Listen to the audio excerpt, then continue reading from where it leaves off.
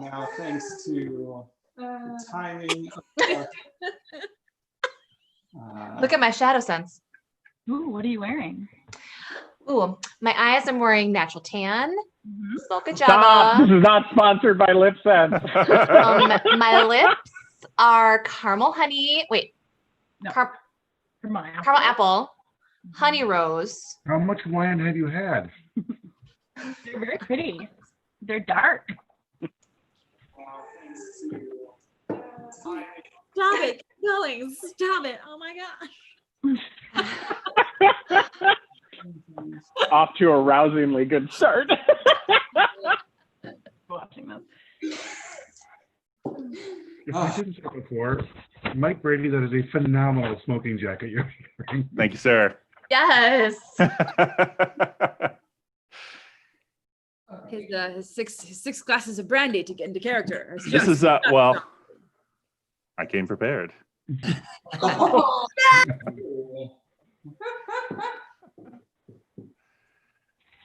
That's amazing.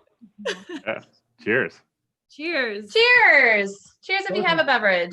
Cheers. Cheers. Prost. Prost, prost, prost. There we go.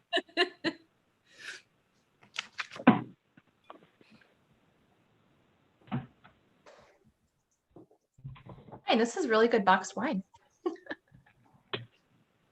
We go for the good stuff. You go for the good What stuff. kind did you get?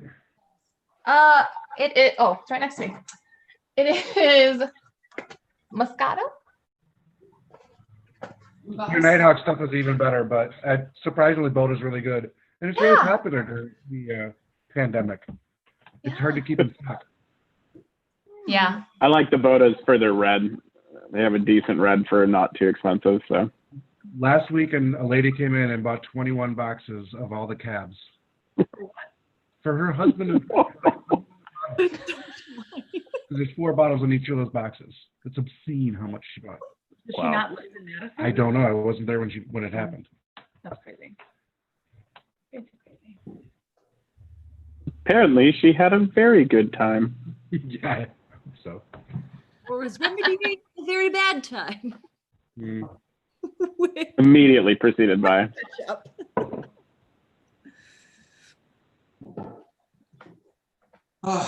Yeah, so again, welcome for anybody who's joining us at this point. We're just giving a chance for others to join in. It looks like we have at least 2 people chatting with us.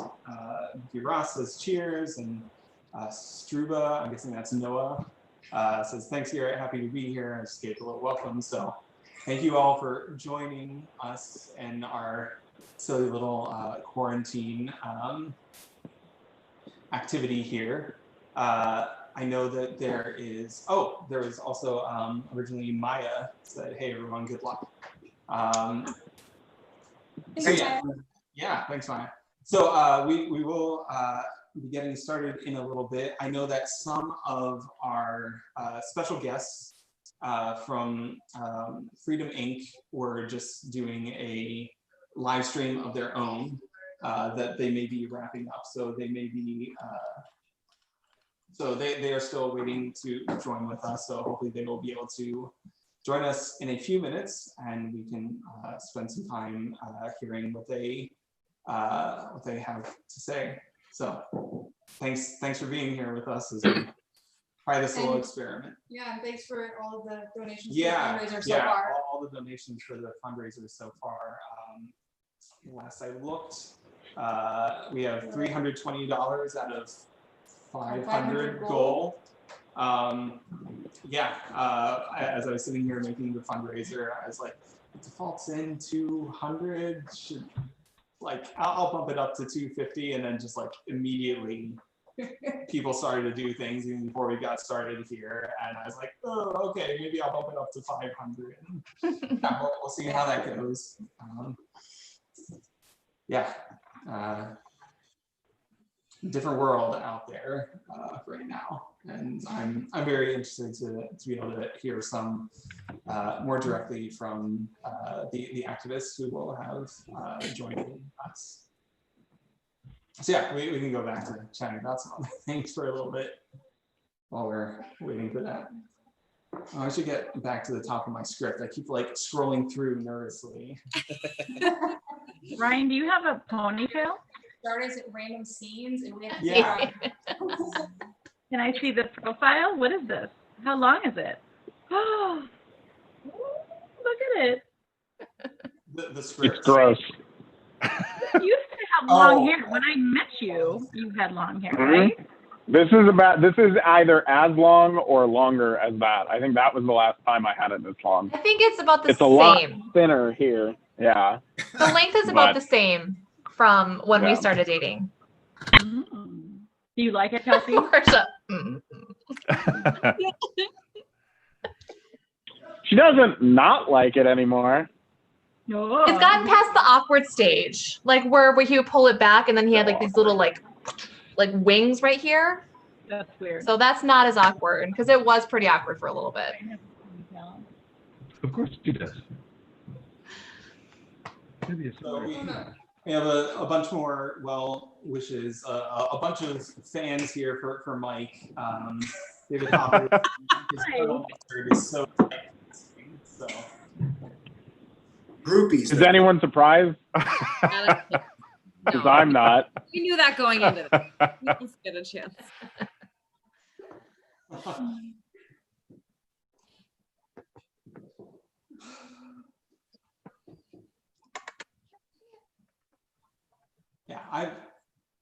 I'm super bummed that we can't, that theater and singing and getting together is just like about the worst thing that can happen with COVID stuff going on right now. Yeah, it's a big bummer, but hopefully this is kind of a good creative outlet, and yeah, it seems like it could be a good opportunity, and I know I'm at least personally hoping that this is a good experience and we can do some more things like this in the future on an occasional basis. Love it. Thanks for organizing, Garrett. Yeah. I enjoy doing this. I would not enjoy putting it all together. That's very true. Yep. Thank you. Quarantine has helped Garrett discover his planning abilities for virtual events. Mhm. Yeah, so as you may see, those of you who are not familiar with us, we do have a wall of work here. I'm trying to pet the kitty. Virtually petting the kitty. All I see is Marsha doing this. Very unsettling. You wanna come join? Lizzie will definitely be up here at some point. Yeah, You So pretty guy. there are several different households where there can be pets running around. Possibly children. Let's see here. Denzel Estrella says, "Tell Marsha I said hi, bud." My You mom. mean hi, Aunt Marsha. Yeah, what is that? My nephew. You don't want to say hi to Craig, though? I see how it is. It does say hi to Craig too. There's a couple. There you go, second billing. That's not bad. Yeah. Well, Thank you, Denzel. Enjoy the show.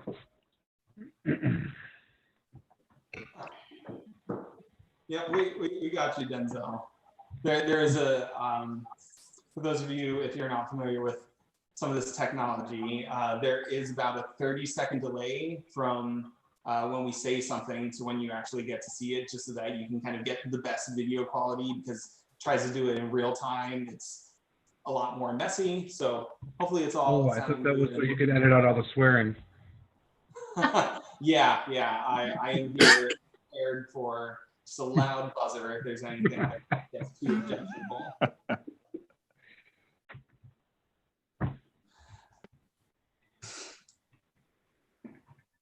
Are you looking through the set? Yeah, so any of us, if you want to like look at the phone, you can also see the comments yourselves.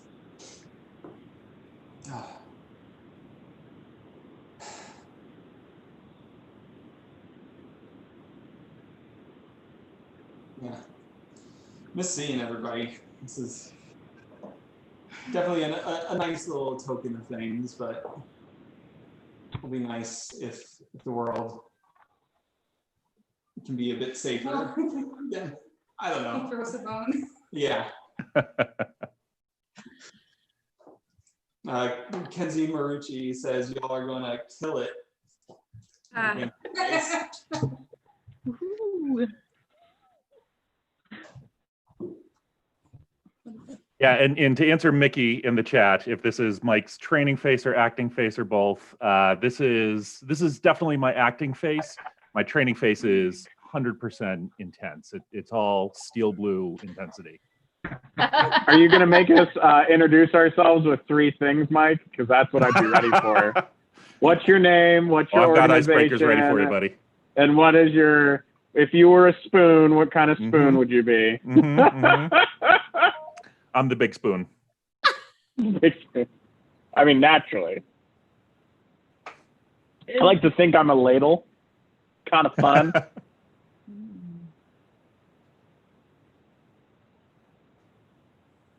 This wasn't a thing to start an icebreaker, Marsha, so that you don't have to think about what spoon you are. Oh, wait, what? What am I supposed to say? Nothing. You, after that, you were like, No, I you looked like you were wondering very hard. outside. One of our neighbors is outside playing with their kids, and we could hear something. We're trying to figure out what it was and if we needed to close windows or not. We can't hear anything, or at least I can. Yeah, we're probably pretty good here. Good. I got the monitor next to me. Oh, Harry's moving. Yeah, there's quite a few of the pairs here. Maybe just Katherine and Alex. Are you the only ones without kiddos around? Everybody else has various age children. So if Putting him on the spot. We could open the door and let the random ground squirrel come say hi. We have some. Seems appropriate. We have a couple of. Crowd definitely will not appear. May or may not decide to have a party. That's very true. because Yes. So if they open their sliding door upstairs, like all bets are off. Yeah. We're just, we're done. We're doomed. I've nicknamed them Muto for anyone who sees Godzilla.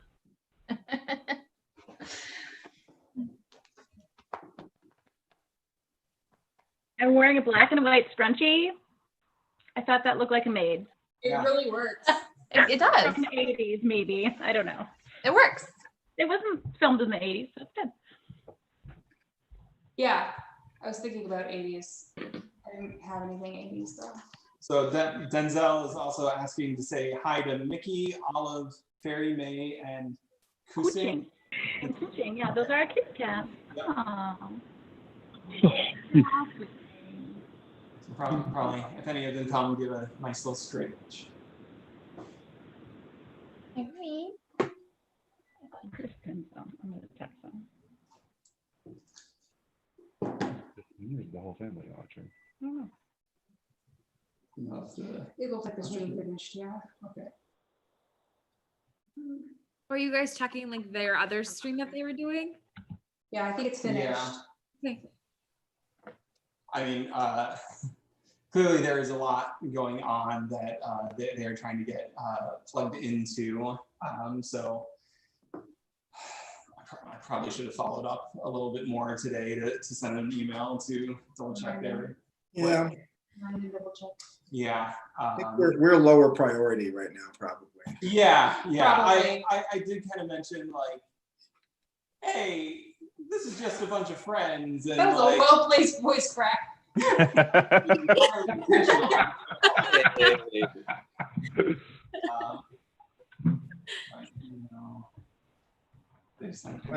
Yeah, I did kind of impress upon them that we don't really know what this is, just kind of show them the Facebook event. We're super happy that all of you who are watching are kind of hanging out with us. But yeah, it's Maya asks how we decided to do this reading of Clue. how did we decide to do this reading of Clue? Well, in watching some other groups doing similar things, I was just thinking, man, there are a lot of things, a lot of movies where there are many, many men. And I was like, well, what is something where it's more women or at least kind of 50-50 split? So this just kind of came into my mind, and what's nice is just kind of the characters who are there with the exception of other people who The are victims. so graciously. Yeah. Spoilers. The couple remainders. Yeah, and it just seemed like a fun script and a fun thing to try to do. And yeah, I just kind of decided it because I wanted to do it, and darn it, I was going to do it.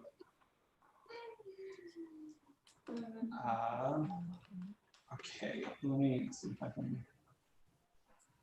Well, while we're waiting, what is the most recent production that everyone's been involved in? Yeah, we could like introduce ourselves generally too. Yeah. Who wants to start? Mike, you asked it, so you got to go first. That's true. I guess that's fair. I'll go first. So, hi everyone, Mike Brady. The most recent production I've been in was Mamma Mia with Verona Community Theater. I played Bill Austin, one of the three potential dads. More importantly, who are you playing tonight? Tonight I'm playing Colonel Mustard. Hopefully they can see that on the screen. Yeah. Looks like there's my name right there-ish. Yeah.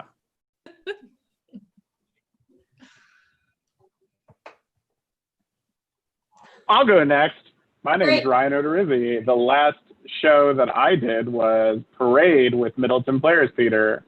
I played Hugh Dorsey, and I will be reading for Wadsworth and doing a very bad British accent.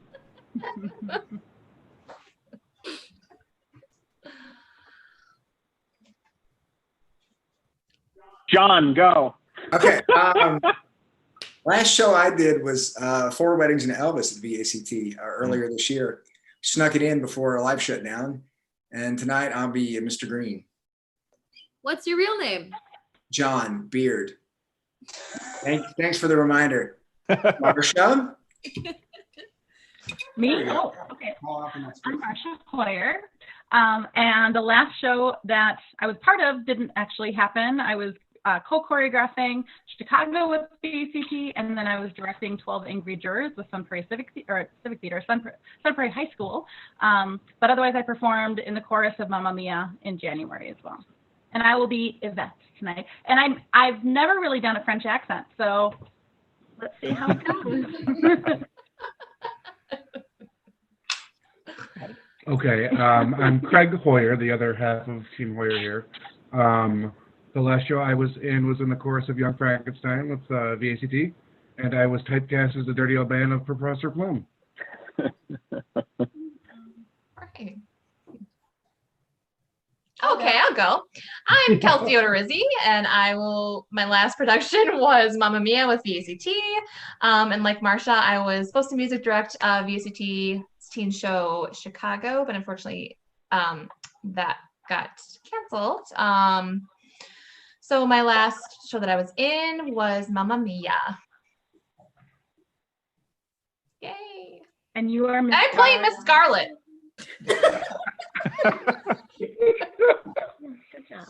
I'm doing a thing. That was my voice tonight.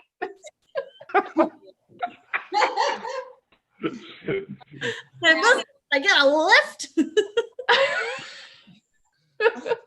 I'm in a real tight spot here. Okay. Oh, no. Good Peacock.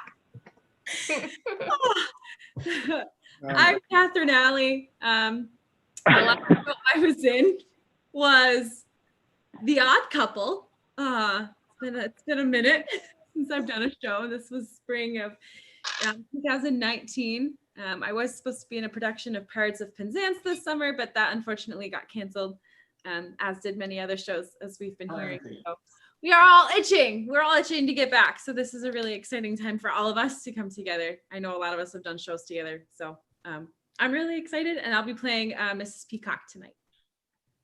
I'm Alex Rosenbaum. The last show I was in was Young Frankenstein. I was a stage manager. And I will be playing all of the other characters. Very important. Yeah. I'm Natalie Coombs. The last show I was in was Little Shop of Horrors at BACT, which was fall of 2018. Mm-hmm. Also been a while. Yeah. That seems wrong, but it's right. And I'll be playing Mrs. White. And I am Garrett Coombs, the pseudo director, or at least bringer together of everybody. And I just said, yeah, the host. I just gave the script to everybody. It's like, hey, in a week and a half, good luck.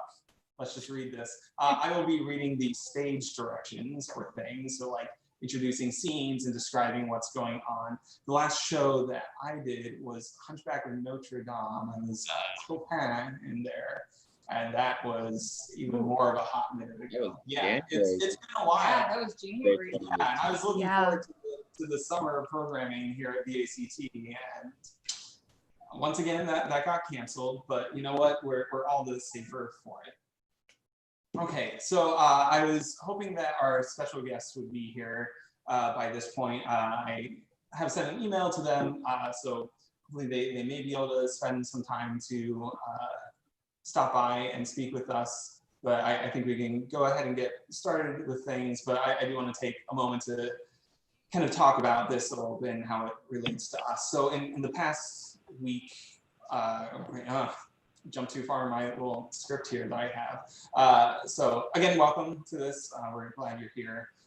2 weeks ago, I saw other groups kind of doing similar things to this, kind of theater folks who just get together and read a script for entertainment for themselves, for their friends, for what fans they have, what fans we have. So we just kind of wanted to lovingly steal this idea as a diversion from quarantine. But in the past week or so, a lot has changed with protests surrounding the murder of George Floyd.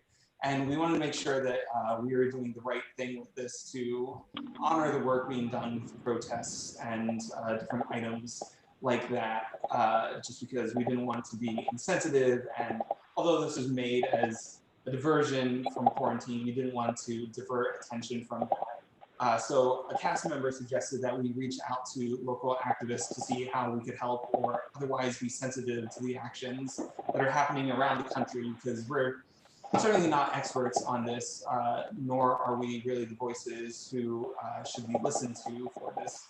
So we reached out and heard back from Freedom Inc., a local group to Madison that has been instrumental in organizing protests.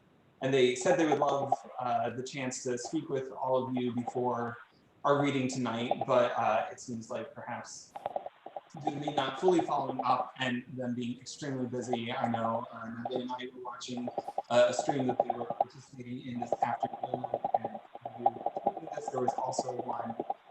They have a lot of things going on here. So I don't want to speak entirely for their organization, but I do encourage you. You can see that we are collecting donations for their organization, Freedom Inc. We haven't actually reached our goal of $500, but still feel free to donate. Yeah.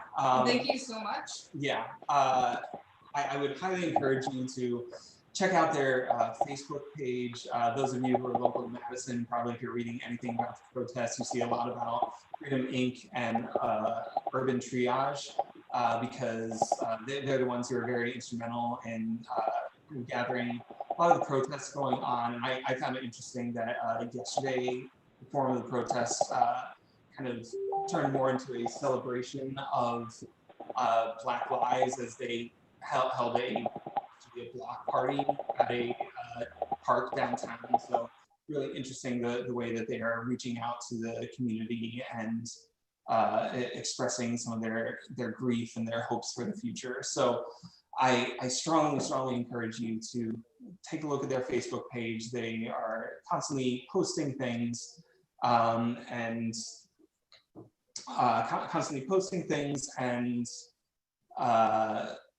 doing different live streams. The best thing that I know I can do as a white man is to just kind of take the time to stop and listen to what those who know what they're talking about are saying, because I don't really know, and that's the best thing that I can do to kind of honor them with that, is to kind of listen and educate myself.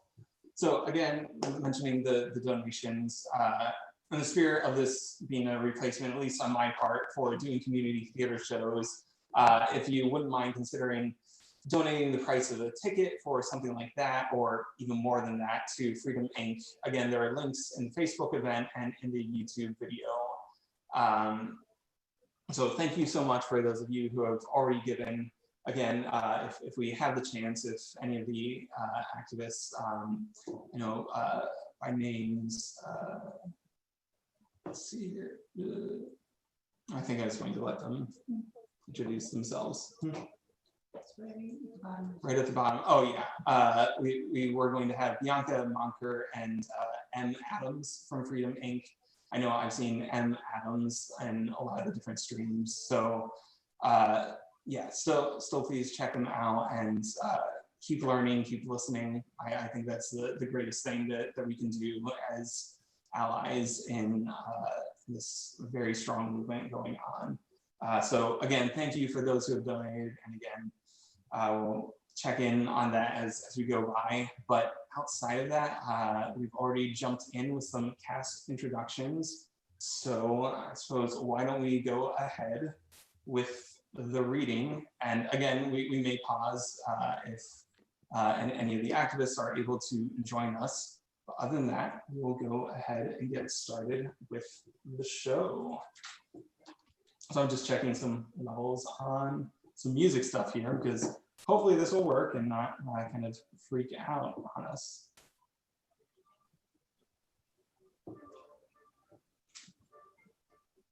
Oh, hold on. Oh, hold on. My Bluetooth just died going out to the speaker. Oh, is this just gonna freak out? 1 second. First time doing this. Thanks, everybody. This is the only technical difficulty.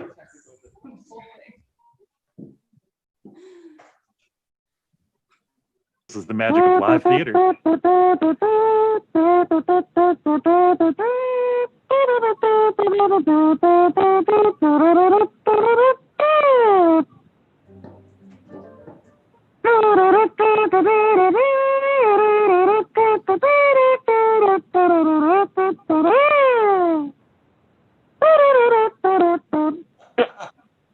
Okay, I think we've got it now. You can kind of hear that? Yeah, okay. So tonight we are performing Clue. This is a screenplay written by Jonathan Lynn from a story by John Landis and the original movie was directed by Jonathan Lynn. So Clue, the opening credits appear over a sky growing stormy. Exterior on Wadsworth's car in twilight. Wadsworth's car travels through the wind of an oncoming storm. It pulls up to the gate of Hill House. Hill House is a large, imposing mansion looking very New England. Wadsworth takes out a key and unlocks the gate. He drives the car up to the front door. Exterior, Hill House, front door. Wadsworth exits the car, holding a bag and looking at two barking guard dogs. The dogs approach Wadsworth, then jump. Wadsworth quickly pulls out a big beef bone out of the bag and hurls it to them. The dogs trot away to gnaw on the bone as Wadsworth rolls up the bag. Wadsworth cinches their chain so it won't allow him to reach the door. He steps towards the door and sniffs. Wadsworth pauses and checks the bottom of his feet. Dog poop. He looks in disgust at the dogs, who aren't bothered at all. Ground floor, the hall, on the inside of Hill House. It is remarkable, elegant, but not gaudy. It is furnished in dark wood and brass with crystal chandeliers. There are several doors on each side of the hall and 3 at the end. To the left, the lounge and dining room. To the right, study, library, and billiard room. The end, conservatory, ballroom, bathroom, and kitchen. The stairs are located on the right. By the staircase is the door to the basement steps. We hear shake, rattle, and roll in the background, or in this case, a non-copyright infringing song that was then in its place. Wadsworth opens the front door of Hill House and wipes off his feet. He enters and hangs up his coat. Superimposed, New England, 1954. Wadsworth steps briskly down the hall towards the library. Interior of the library. The library is somewhat more comfortable room than the hall, composed of dark colors. All All the walls are covered with books, with the exception of one wall, a window. Yvette, a young and rather jiggly French maid, is polishing the glass. The music is much louder. Wadsworth enters and turns off the record player. The music stops. He speaks to the maid in a proper English accent. Is everything ready? She replies, You have your instructions. Yvette nods and Wadsworth exits. Yvette sniffs the air, then examines the bottom of her shoe. In the kitchen. The kitchen is white tile, narrow. There's a meat freezer to the right. A counter leads off to the left. Mrs. Ho, the cook, is sharpening a knife. Joseph McCarthy is speaking on the television in the basement. Wadsworth enters. Is everything all right, Mrs. Ho? She turns, knife in hand. Dinner will be ready at 7:30. The doorbell rings. Wadsworth exits the kitchen. Exterior Hill House, the front door in night. A man is standing by the front door being growled at by the dogs. He is not comfortable. Interior ground floor of the hall. Wadsworth opens the door. Good evening. Good evening. I don't know if... Yes, indeed, sir. You are expected, Colonel. May I take your coat? It is Colonel Mustard, isn't it? No, that's not my name. My name is Colonel... Pardon me, sir, but tonight you may well feel obliged to my employer for the use of an alias. Mustard sniffs around and checks his shoe as Wadsworth hangs his coat. The pair starts across the hall. And who are you, sir? I'm Wadsworth, sir, the butler. Interior ground floor of the library. Yvette is present. Yvette, will you attend to the Colonel and give him anything he requires? Within reason, that is. Wadsworth exits, closing the doors behind him. The doors have books on the back of them, and so look like part of the wall. Oh, Wadsworth, I was... Mustard turns to discover the doors have disappeared. The bell rings. A woman, dressed in black, stands there. Wadsworth opens the door. Do come in, madam. You are expected. Do you know who I am? Only that you are to be known as Mrs. White. Yes, it said so in the letter, but why? Wadsworth removes her coat with a brilliantly white inside. Mrs. White sniffs and checks her shoe. Back in the library, Yvette and Colonel Mustard are here. Mustard is sipping cognac and glancing at Yvette. The doors open, the left one, into Colonel Mustard. Ah, may I introduce you, Mrs. White? This is Yvette, the maid. The two women I see you two know each other. Oh, sorry. Mrs. White turns away as Colonel Mustard emerges from behind the door. Hello. Hello? Exterior roadside. A slim woman is standing by her broken down car. An owl can be heard. She hits the car, obviously frustrated. Thunder roars in the distance. The woman sees headlights a short way away. She smooths her dress. As the car nears, she bends over the engine and lifts away. The car screeches to a halt just past her and backs up. The woman goes to the car and peers in. You want a lift? Yes, please. She gets in. Interior of the man's car. Thanks. I'm late for a dinner date. Me too. Where are you going? Let's see. Hill House off Route 41. Wait a minute. Let me look at that. That's where I'm going. I got a letter like this. They both look disturbed. The rain has started. The windshield wipers start as the car pulls away. Interior, ground floor library. We see a middle-aged woman. And this is Mrs. Peacock. How do you do? Hello.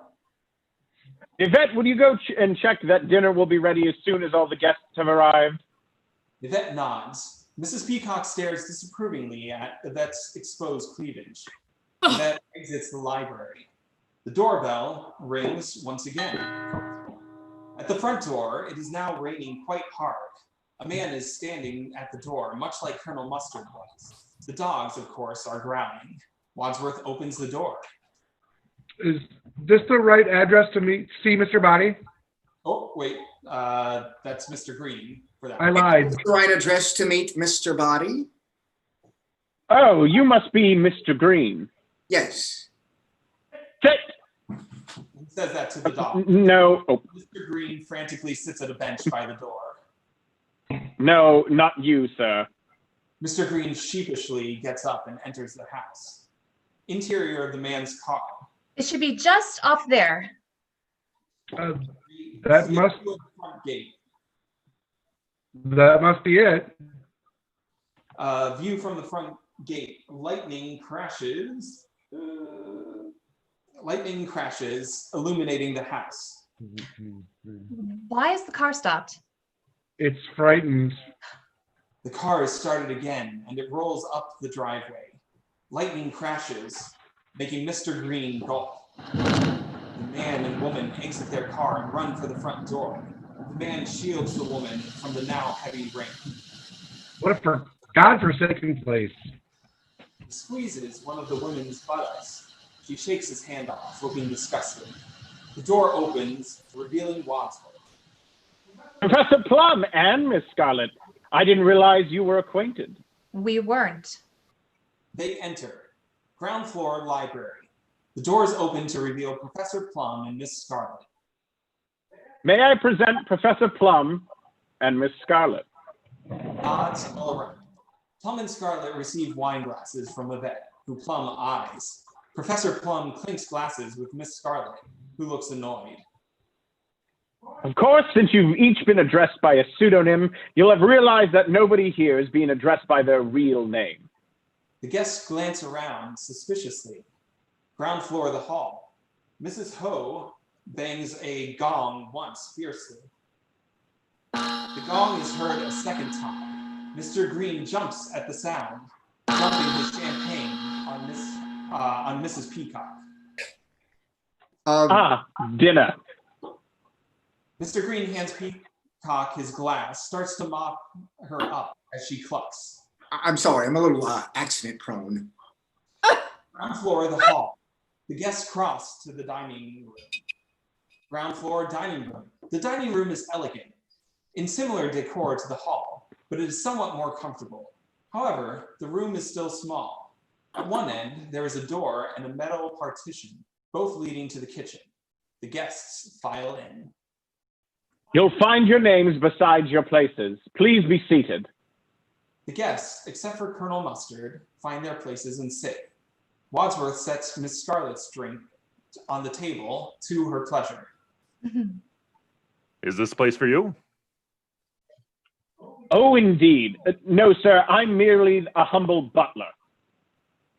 And what exactly do you do? I buttle, sir. Which means what? The butler is head of the kitchen and dining room. I keep everything tidy. That's all. Colonel Mustard attempts to continue, but is interrupted by Mrs. Peacock. Well, what's this all about, Butler? This dinner party? Ours is not to reason why. Ours is but to do and die. Die? Merely quoting, sir, from Alfred, Lord Tennyson. Mustard now sits next to Miss Scarlet. Well, I prefer Kipling myself. The female of the species is more deadly than the male. You like Kipling, Miss Scarlet? Sure, I'll eat anything. Yvette enters carrying a tray. Shark fin soup, madame. He places it in front of Mrs. Peacock. So, is this for our host? No, sir. For the seventh guest, Mr. Boddy. I thought Mr. Boddy was our host. The guests all. Ah, So who is our host, Mr. Wadsworth? Wadsworth chuckles with the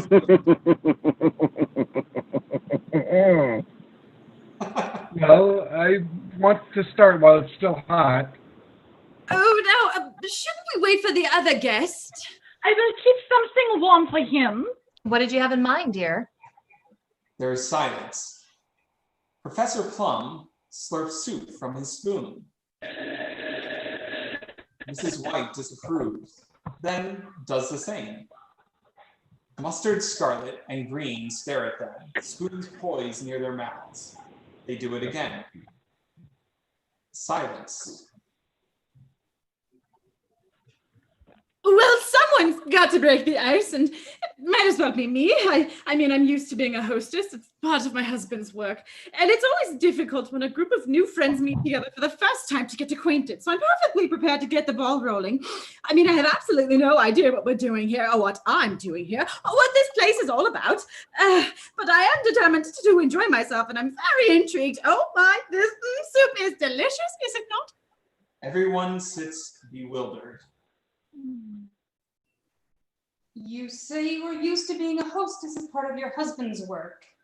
Yes, it's an integral part of your life when you're a wife of a, well, then I forget we're not supposed to say who we really are. Though heavens to Betsy, I don't know why. Don't you? I know who you are. Aren't you going to tell us? Peacock removes her glasses nervously. How do you know who I am? I work in Washington too. Oh, so you're a politician's wife. Yes. Yes, I am. Well, come on then. Who's your husband? Suddenly, Wadsworth opens the door from the kitchen.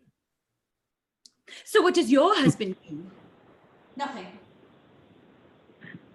Nothing? Well, he just lies around on his back all day. Sounds like hard work to me. Yvette in the kitchen opens the partition suddenly. The noise coincides with the crash of thunder. Mr. Green, jumpy as ever, his drink again. This time on Miss Scarlet. I'm sorry. I'm afraid I'm a little accident prone. He starts to wipe off her upper chest. Watch it. He stops. Yvette starts serving food. Excuse me, Mom? The guests start eating. This is one of my favorite recipes. I know, madam. So, what do you do in Washington, D.C., Mr. Green? There is no answer. Come on, what do you do? I mean, how are we supposed to get acquainted if we don't say anything about ourselves? Perhaps he doesn't want to get acquainted with you. Well, I'm sure I don't know, but if I wasn't trying to keep the conversation going, then we would just be sitting here all in embarrassed silence. Are you afraid of silence, Miss Peacock? Yes. What? No. Why? No, it just seems that you suffer from what we call pressure speech. We? Who's we? Are you a shrink? I do know a little bit about the psychological medicine, yes. Oh, you were a doctor? I am, but I don't practice. Practice makes perfect. I think most men need a little practice. Don't you agree, Mrs. Peacock? Mrs. Peacock shrugs, very uncomfortable. So what do you do, Professor? I work for UNO, the United Nations organization. Oh, another politician. Jesus. No, I work for a branch of the UNO, the WHO, the World Health Organization. Well, what is your area of special concern? Family planning. What about you, Colonel? Are you a real colonel? I am, sir. You're not going to mention the coincidence that you also live in Washington, D.C.? How did you know that? Have we met before? I've certainly seen you before, although you may not have seen me. So, Miss Scarlet, does that mean that you live in Washington too? Sure do. Does anyone here not live in Washington, D.C.? I don't. Yes, but you work for the United Nations. That's a government job, and the rest of us all live in a government town. Anyone here not earn their living from the government in one way or another? Colonel Mustard stands. Wadsworth, where's our host and why have we been brought here? The doorbell rings. Wadsworth exits. We hear the door opening and Wadsworth speaks. Ah, good evening. You are eagerly awaited. You locking me in? I'll take the key. Over my dead body, sir. May I take your bag? No, I'll leave it here till I need it. It contains evidence, I presume? Surprises, my friend. That's what it contains. Surprises. Wadsworth enters the dining room, followed by the man. Ladies and gentlemen, may I present Mr. Boddy. What are they all doing here? Eating dinner. Do sit down, Mr. Boddy. Thanks. Yvette starts to serve him. Nah, you can take that away, honey. Mrs. Peacock hits the table. I demand to know what's going on. Now, why have we all been dragged up to this horrible place? Well, I believe we all received a letter. My letter says it will be to your advantage to be present on this date because a Mr. Boddy will bring to an end certain long-standing, confidential, and painful financial liability. It is signed, a friend. I received a similar letter. So did we, didn't we? Indicates I also received a letter. Yvette starts to serve him again. No thanks, Yvette. I just ate. Now, how did you know her name? We know each other. He puts his hand up Yvette's short skirt. Don't we, dear? She recoils. Forgive my curiosity, Mr. Boddy, but did your letter say the same thing? No. I see. Can I interest any of you in fruit or dessert? There is no response. In that case, may I suggest we adjourn to the study for coffee and brandy, at which point I believe our unknown host will reveal his intentions. Interior of the ground floor, the study. The study is by far the most comfortable room we've seen so far. It is decorated in subdued tan colors. There are several couches, a bookshelf, a table with drinks, and a desk. The guests enter and look around for their host. Well, there's no one here. Please help yourself to brandy and be seated.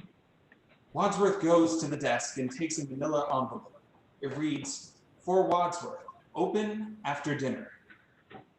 Mind if I smoke? Professor Plum, seated next to Miss Scarlet, lights her cigarette. Wadsworth opens the envelope. He peruses the contents. Ladies and gentlemen, I'm instructed to you what you all have in common with each other. Unless you would care to do the honors, Mr. Boddy? Why me? They know who I am? I don't think so. You've never identified yourself to them, I believe. Mr. Boddy stands suddenly. It's a hoax. I suggest we all leave. He takes off out the study door. Wadsworth I'm sorry, sir, you cannot leave this house. Out in the hall, Mr. Boddy goes to the front door. Wadsworth follows, and he's followed by the other guests. No? Who's gonna stop me? There's no way out. Mr. Boddy tries the front door. It's locked. All the windows have bars, all the doors are locked. This is an outrage. You can't hold us prisoner. The Yeah, guests what is going on? This Yeah. doesn't seem. Ah, Yeah. Ladies and gentlemen, please return to the study. Everything will be explained. The guests file unhappily back into the study. Mr. Boddy walks past Wadsworth towards the rear of the hall. You too, Mr. Boddy. Mr. Boddy starts running. Other way. He pursues Mr. Boddy.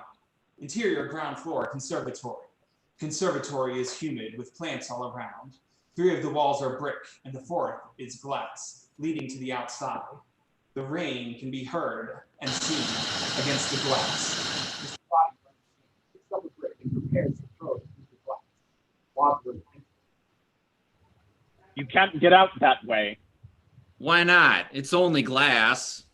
Suddenly, a vicious doorman jumps into the glass, barking and snarling. He drops the brick.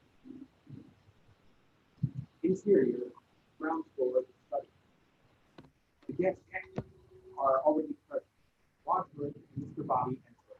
Wadsworth takes up his envelope once again.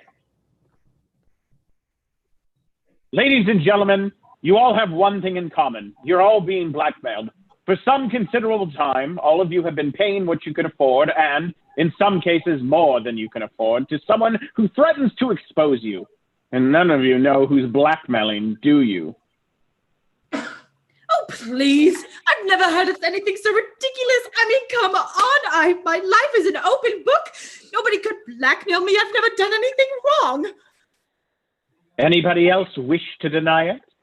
The guests look at each other, but no one responds. Very well. As everyone here is in the same boat, there's no harm in my revealing some details, and my instructions are to do so. Thank you, Yvette. The maid, so dismissed, leaves. Mr. Boddy's eyes follow her out. Don't you think you might spare us this humiliation? I'm sorry. Professor Plum, you were once a professor of psychiatry specializing in helping paranoid and homicidal lunatics suffering from delusions of grandeur. Yes, but now I work for the United Nations. So your work hasn't changed. But you don't practice medicine at the UN. His license to practice has been lifted, correct? Why? What did he do? You know what doctors aren't allowed to do with their lady patients? Yeah. Well, he did. Oh, how disgusting. Are you making moral judgments, Mrs. Peacock? How then do you justify taking bribes in return for delivering your husband, Senator Peacock's vote to certain lobbyists? My husband is a paid consultant. There's nothing wrong with that. Not if it's publicly declared, perhaps, but if the payment is delivered by slipping used greenbacks and plain envelopes under the door of the men's room, how would you describe that transaction? I'd say it stinks. Well, how would you know? When you were in that were you in the men's room? So it's true. Peacock stands. It is a vicious lie. I'm sure we're all glad to hear that, but you've been paying blackmail for over a year now to keep that story out of the papers. Well, I am willing to believe you. I too am being blackmailed for something I didn't do. Me too. And me. Not me. You're not being blackmailed? Oh, I'm being blackmailed, all right. But I did what I'm being blackmailed for. What did you do? Well, to be perfectly frank, I run a specialized hotel and a telephone service which provide gentlemen with the company of a young lady for a short while. What's the phone number? Scarlet rolls her eyes. So how do you know Colonel Mustard works in Washington? Is he one of your clients? Certainly not. I was asking Miss Scarlet. Well, you tell him it's not true. Not true. So it is true. A double negative. Double negative? You mean you have photographs?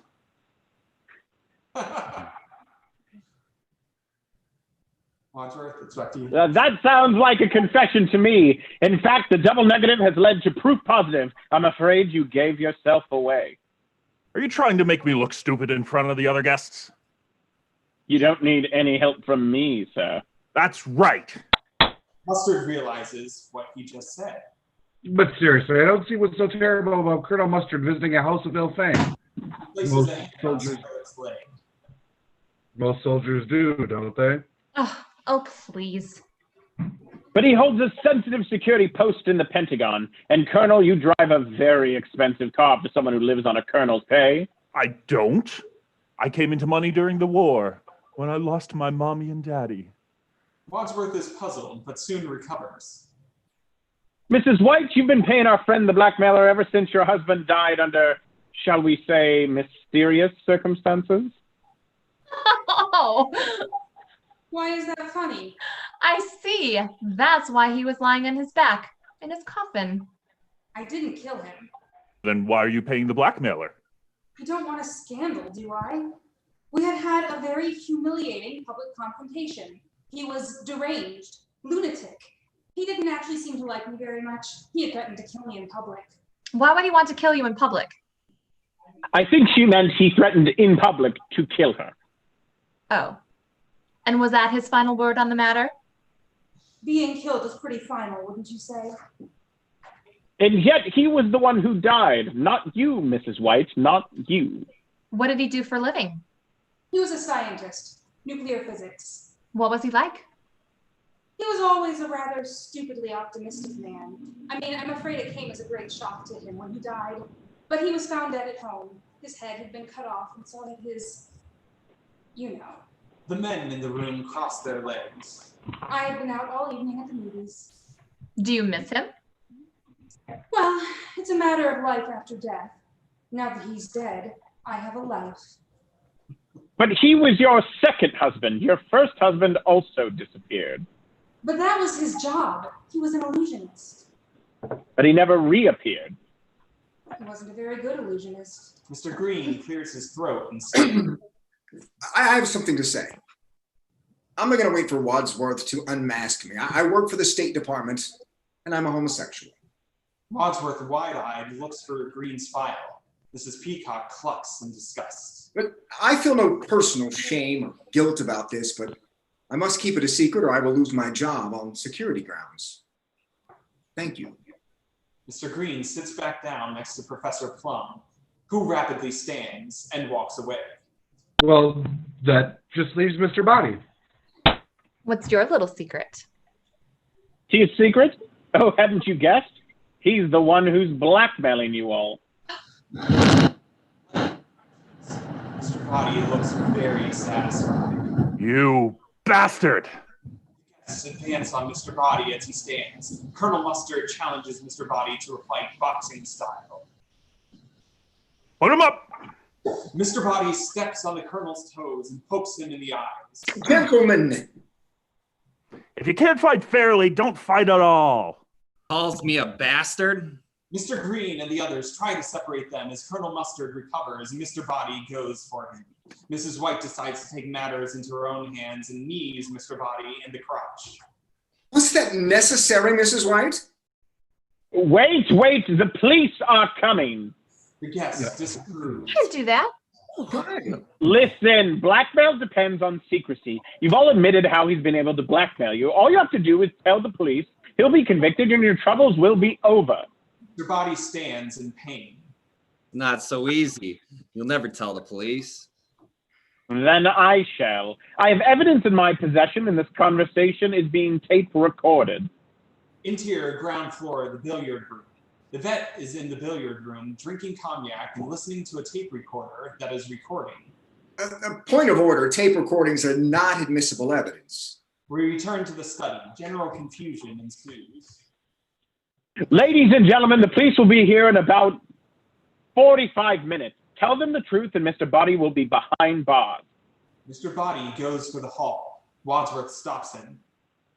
Where are you going this time? I think I can help them make up their minds. Can I just get my little bag from the hall? Boddy exits. In the hall, Mr. Boddy gets his bags from the front door. We return to the study. Mr. Boddy opens his luggage. Who can guess what's in here, eh? The evidence against us, no doubt. Mr. Boddy chuckles. He starts handing out boxes, each with a different size and shape. We didn't know we were meeting you tonight. Did you know you were meeting us? Oh, yes. What were you told precisely? Merely that you were all meeting to discuss our little financial arrangement. And if I did not appear, Wadsworth would be informing the police about it all. Naturally, I could hardly resist putting in an appearance. He finishes handing out the packages. He elbows his way to the door. Excuse me. He eyes the packages. Open them. Why not? I enjoy getting presents from strange men. Scarlet opens her package. A candlestick. Candlestick? What's this for? Mrs. White opens her box and reveals a rope tied into a noose. Mr. Green takes his box in one hand. He opens it and lets the contents fall into his other hand. A bent lead pipe. Colonel Mustard opens his box and pulls out a heavy wrench. Professor Plum takes the lid off his package and looks in. He gingerly pulls out a revolver. Finally, the camera reveals Mrs. Peacock, who is twirling a dagger.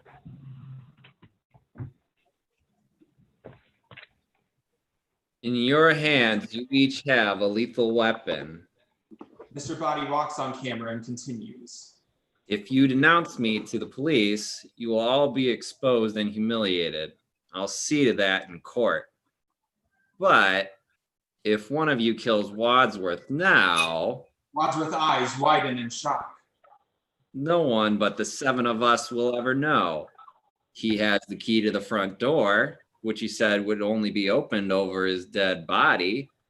I suggest we take him up on that offer.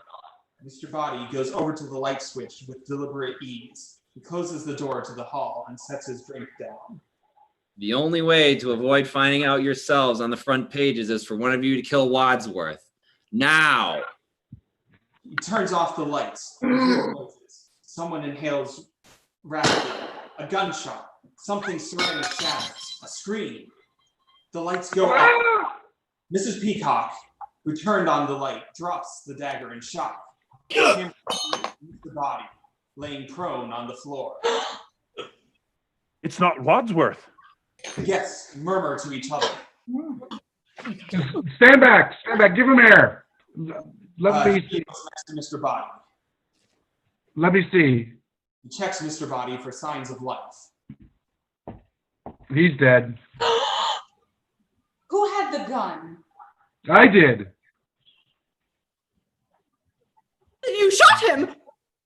I didn't. Well, if you had the gun, well, you had the gun. If you didn't shoot him, who did?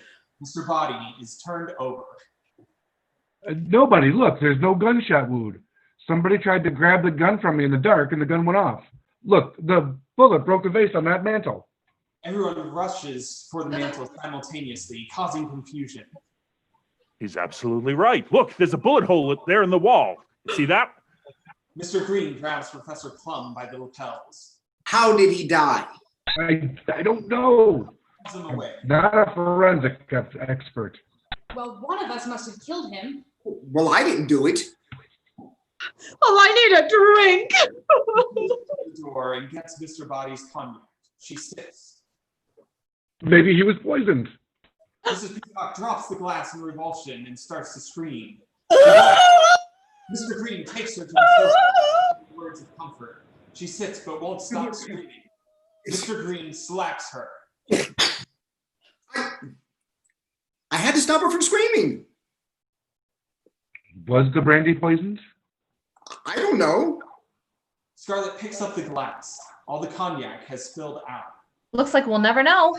Unless she dies too. They all rush over to scrutinize Mrs. Peacock. A scream erupts from another room. The guests run from the study into the hall. Within the hall, the guests run to the door of the billiard room.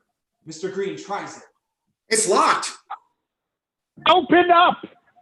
It must be the murderer. Then why would he scream? He must have a victim in there. Oh my God. Yvette! Oh my God! The door opens. The guests pour into the billiard room. You're alive! No thanks to you. What do you mean? You left me up with the murderer, you idiot. So the murderer is in this room. We? But where? Where? Mr. Green looks behind the door. We are all looking at him. O'Hara, is what Mrs. White said in the room? One of you is the killer? How do you know what we said? We said that. I was listening. But why were you screaming in here all by yourself? Because I am frightened. Me too. I am drink the cognac. Oh, mon Dieu.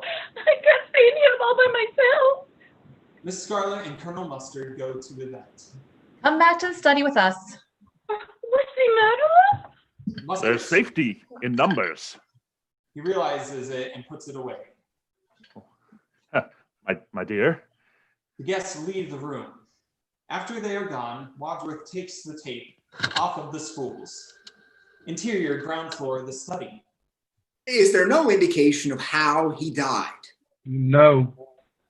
This is terrible. This is absolutely terrible. It's not what I intended. Oh my God. Not what you intended. So you're not the butler? I'm not the butler, but I am a butler. In fact, I was his butler. So if he told you to invite all of us to his house, why did he arrive late? I invited you. In fact, I wrote the letters. It was all my idea. Wait a minute. I don't understand. Why did you invite us here to meet your late employer? Were you assisting him to blackmail us? Certainly not. I think you had better explain. Please sit down, everyone. Everyone sits but Mr. Green. He searches for a spot, but no one gives it to him. He ends up leaning against a serving table. When I said that I was Mr. Boddy's butler, that was both true and misleading. I was once his butler, but it was not his untimely death this evening that brought my employment with him to an end. When did it come to an end?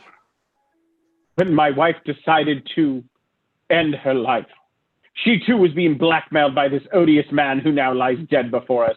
He hated my wife for the same reason he hated all of you. He believed that you were all thoroughly un-American. Mr. Green's serving table gives way, landing him and several pieces of crystal on the floor. Sorry. For some reason, he felt that it was inappropriate for a senator to have a corrupt wife, for a doctor to take advantage of his patients, for a wife to emasculate her husband, and so forth. But this is ridiculous. If he was such a patriotic American, why didn't he just report us to the authorities? He decided to put his information to good use and make a little money out of it. What could be more American than that? There are several nods. What was your role in all this? I was a victim too. At least my wife was. She had friends who were socialists. Oh. Several guests, the most vocal of whom is Mrs. Peacock. Well, we all make mistakes. Mr. White pulls a tissue from her bra and gives it to him.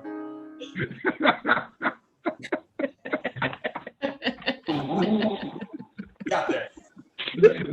But Mr. Boddy threatened to give my wife's name to the House Un-American Activities Committee unless she named them. She refused, and so he blackmailed her. We had no money, and the price of his silence was that we worked for him for nothing. We were slaves. Well, to make a long story short. Too late. The suicide of my wife preyed on my mind and created a sense of injustice in me.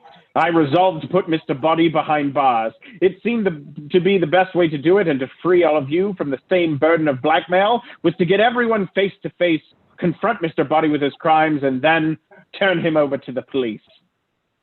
So, everything is explained. Nothing is explained. We still don't know who killed him. Well, the point is, we've got to find out in the next 39 minutes before the police arrive. My God, we can't have them come here now. But how can we possibly find out which of you did it? What do you mean, which of you did it? Well, I didn't do it. Well, one of us did. We all had the opportunity. We all had a motive. Great. We'll all go to the chair. Maybe it wasn't one of us. Well, who else could it have been? Who else is in the house? Only the cook. The cook! Look, interior ground floor of the hall. The party runs from the study to the kitchen. Within the kitchen, they all get stuck in the door, except for Mr. Green. He steps down into the kitchen and looks around. Mr. Green. Well, she's not here. The door to the freezer starts to open. Miss Scarlet screams. Tumbles out into Mr. Green's arms. He now has a dagger sticking out of her back. Mrs. Ho was not and is not a light woman. He is having difficulty holding her. I didn't do it! Somebody help me, please! Nobody moves. Somebody help me, please! Several guests go to help. One of them reaches for the knife. Don't touch it. That's evidence. Not for us. We have to find out who did this. We can't take fingerprints. I think you'd better explain yourself, Wadsworth. Me? Why me? Yeah, who would want to kill the cook? Dinner wasn't that bad. How can you make jokes at a time like this? It's my defense mechanism. Huh, some defense. If I was the killer, I would kill you next. Several guests look shocked. Oh? There's an uncomfortable silence. I said if. Hey, come on. There's only one admitted killer here, and it is certainly not me. It is her. He points to Mrs. White. I've admitted nothing. Well, you paid the blackmail. How many husbands have you had? Mine or other women's? Yours. 5. Yes, just the 5. Husbands should be like Kleenex, soft, strong, and disposable. You lure men to their deaths like a spider with flies. Flies are where men are most vulnerable. Right. Again, he realizes what he just said. Well, if it wasn't you, then who was it? Who had the dagger anyway? It was you, Miss Peacock, wasn't it? Yes, but I put it down Where? in the study. When? I don't know. Before I fainted, after I fainted, I don't know. But any of you could have picked it up. Look, I suggest we take the cook's body into the study. Why? I'm the butler. I like to keep the kitchen tidy. Interior ground floor of the study. The camera faces the door that leads from the study to the hall. The men are carrying the cook's body into the study, effectively blocking off the women's view. Professor Plum drops Mrs. Ho and points. Look, What? What? the body's gone. Mrs. Ho is dropped to the floor. What are you all staring at? Nothing. Well, who's there? Nobody. Nobody, no body. That's what we mean. Mr. Boddy's body, it's gone. Maybe he wasn't dead. He was. We should have made sure. How? Well, by cutting off his head, I suppose. That wasn't called for. Where is he? We better look for him. They look around. Well, he couldn't have been. And he was. At least I thought he was. But what difference does it make now? Well, it makes quite a difference to him. Maybe there is life after death. Life after death is as improbable as sex after marriage. Maybe Mr. Boddy killed the cook. Yes. How? Mr. Green is at a loss. Well, if you'll excuse me, I have to, Yvette, is there a little girl's room? Oui, madame. No, I just want to powder my nose, thank you. Yvette is bewildered. Mrs. Peacock steps over Mrs. Ho's corpse into the hall. Miss Scarlet, wandering around, picks up something. What's this, Wadsworth? I'm afraid those are the negatives to which Colonel Mustard earlier referred. Oh my God. Were you planning to blackmail him, Wadsworth? Certainly not. I'd obtained them for the Colonel, and I was going to give them back as soon as Mr. Boddy was unmasked. Very pretty. Would you like to see these, Yvette? They might shock you. No, merci. I am a lady. Oh, how do you know what kind of pictures they are if you're such a lady? What sort of pictures are they? They are my pictures, and I'd like them back, please. No, I'm afraid there's something in them that concerns me too. Professor Plum snatches the pictures and holds them up to the light. So let me see. Oh my. Nobody can get into that position. Professor Plum puts the pictures down. Sure they can. Let me show you. Plum starts to demonstrate with Mrs. White on the couch. Get off me! Interior, ground floor, the hall, rear. Mrs. Peacock opens the door to the bathroom. She screams. His body falls out and lands on her outstretched arms. He's almost certainly dead now. His head is bloody. The party runs out to help her. Mr. Boddy. He's attacking her. They pull the corpse off Peacock. Well, he's dead. Mr. Boddy, dead. Again. So Peacock faints. Oh my God. Oh my God. She's going to faint. Somebody catch her. Wadsworth goes behind Mrs. Peacock and encircles her with his arms. I'll catch you. Fall into my arms. Slips right through. Sorry. You've got blood on your hands. I didn't do it. He's got new injuries. He picks up Mr. Boddy's arm and lets it fall again. Well, he's certainly dead now. Why would anyone want to kill him twice? Seems so unnecessary. It's what we call overkill. It's what we call psychotic. Unless he wasn't dead before. What's the difference? That's what we're trying to find out. We're trying to find out who killed him and where with what. There's no need to shout. I'm not shouting, all right? I'm shouting. At which point the candlestick, which has been nestled above the bathroom door, falls and hits him on the head. Wadsworth hits the floor. Interior ground floor of the study. Mrs. Peacock has evidently recovered somewhat. The women are taking the heavier Mrs. Hoe into the room. The men have lighter Mr. Boddy. The guests make groans of exertion. Colonel Mustard is issuing orders. Okay, put the corpses on the sofa. Ladies first. More sounds of exertion. They clap Mrs. Hoe on the sofa. Wadsworth enters, holding ice to his head. Careful, don't get blood on the sofa. How do we do this? The dagger will go further into her back. Tip her forward, over the arm. They do so. Now, Mr. Boddy. More sounds of exertion. Colonel Mustard nods. Professor Plum is stuck on the couch between the two corpses. Rather than move, he decides to make himself comfortable.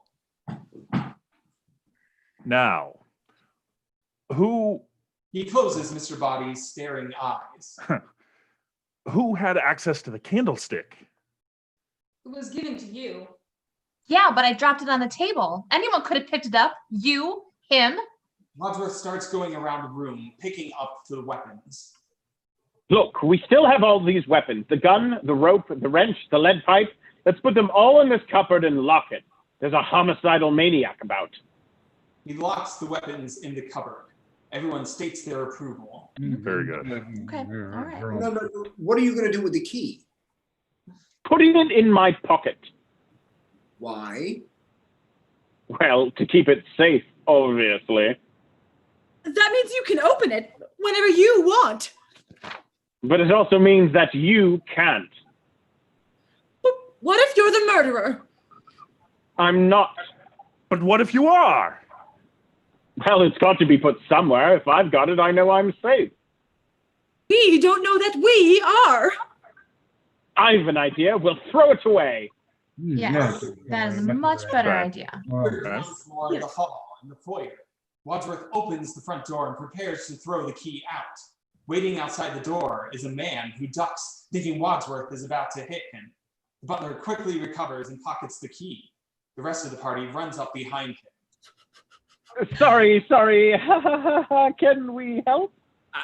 I'm sorry. I didn't mean to disturb the whole household, but my car broke down out there, and I was wondering if I could use your phone. Just a moment, please. The party huddles together and discusses it. The motorist looks rather confused. After a time, the group turns to the motorist. Very well, sir. Would you care to come in? Well, where is it? What? The body? The phone. What body? Well, there's nobody. There's nobody. There's nobody in the study. No. No. But I think there's a phone in the lounge. Thank you.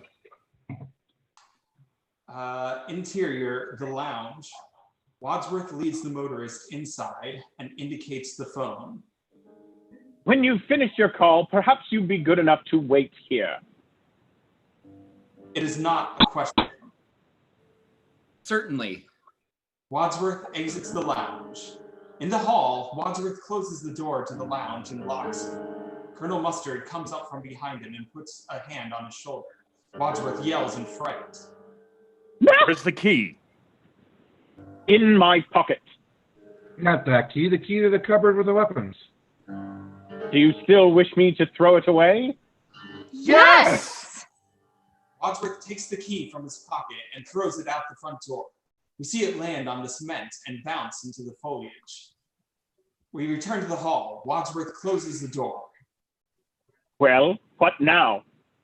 White holds out her hand. Wadsworth, let me out. No. Why not? We've got to know who did it. We're all in this together now. If you leave, I'll say you killed them both. There's general agreement among the guests. Mrs. White rubs against Wadsworth. Oh, Wadsworth, I'll make you sorry you ever started this. One day when we're alone together. Mrs. White, no man in his right mind would be alone together with you. Well, I could use a drink. There's general agreement once again. Colonel Mustard goes to the study and looks in. Just checking. Everything all right? Yep, 2 corpses. Everything's fine. Interior ground floor of the library. Colonel Mustard is pouring himself a tall glass of whiskey. Anyone else want a whiskey? Yeah. Colonel Mustard fills 3 other glasses at once, spilling the drink all over the table. Oh, all right, look. Pay attention, everybody.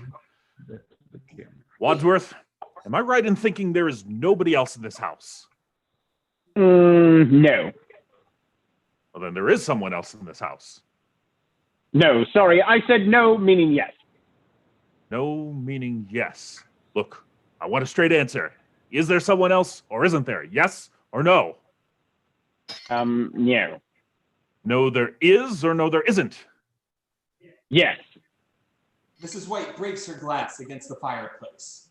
Please, don't you think we should get that man out of the house before he finds out what's been going on here? She tosses Yes. the glass into the air. Yes. On the hearth.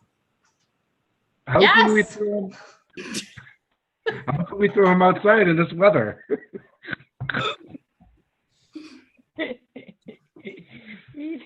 Unrehearsed. How can we throw him outside in this weather? Oh, sorry. If we let him stay in the house, he may get suspicious. If we throw him out, he may get even more suspicious. If I were him, I'd be suspicious already.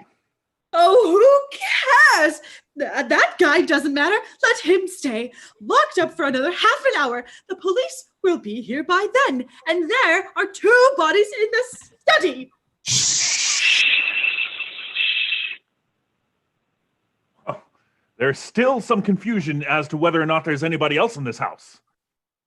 I told you there isn't. There isn't any confusion, or there isn't anybody else? Either or both. Just give me a clear answer. Certainly. What was the question? Is there anybody else in the house? No. No. Well, that's what he says, but does he know? I suggest we handle this in proper military fashion. We split up and search the house. Split up. Yes, we have very little time left, so we'll split up into pairs. Pairs? Yes. Wait a minute. Suppose that one of us is the murderer. If we split into pairs, whichever one of us is left with the killer might get killed. Then we would have discovered who the murderer is. But the other half of the pair would be dead. This is war, Peacock! Casualties are inevitable! You cannot make an omelet without breaking eggs. Every cook will tell you that. But look what happened to the cook! Colonel, are you willing to take that chance? What choice have we? None. I suppose you're right. But it's dark upstairs and I'm frightened of the dark. Will anyone go with me? I will. I will. No, thank you.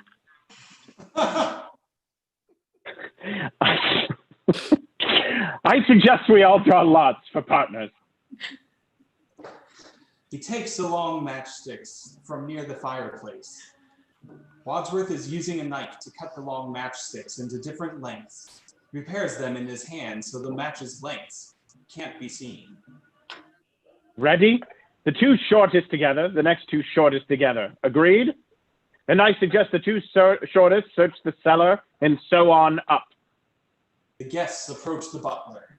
Colonel Mustard picks a matchstick. It's relatively short. Mrs. Peacock picks hers.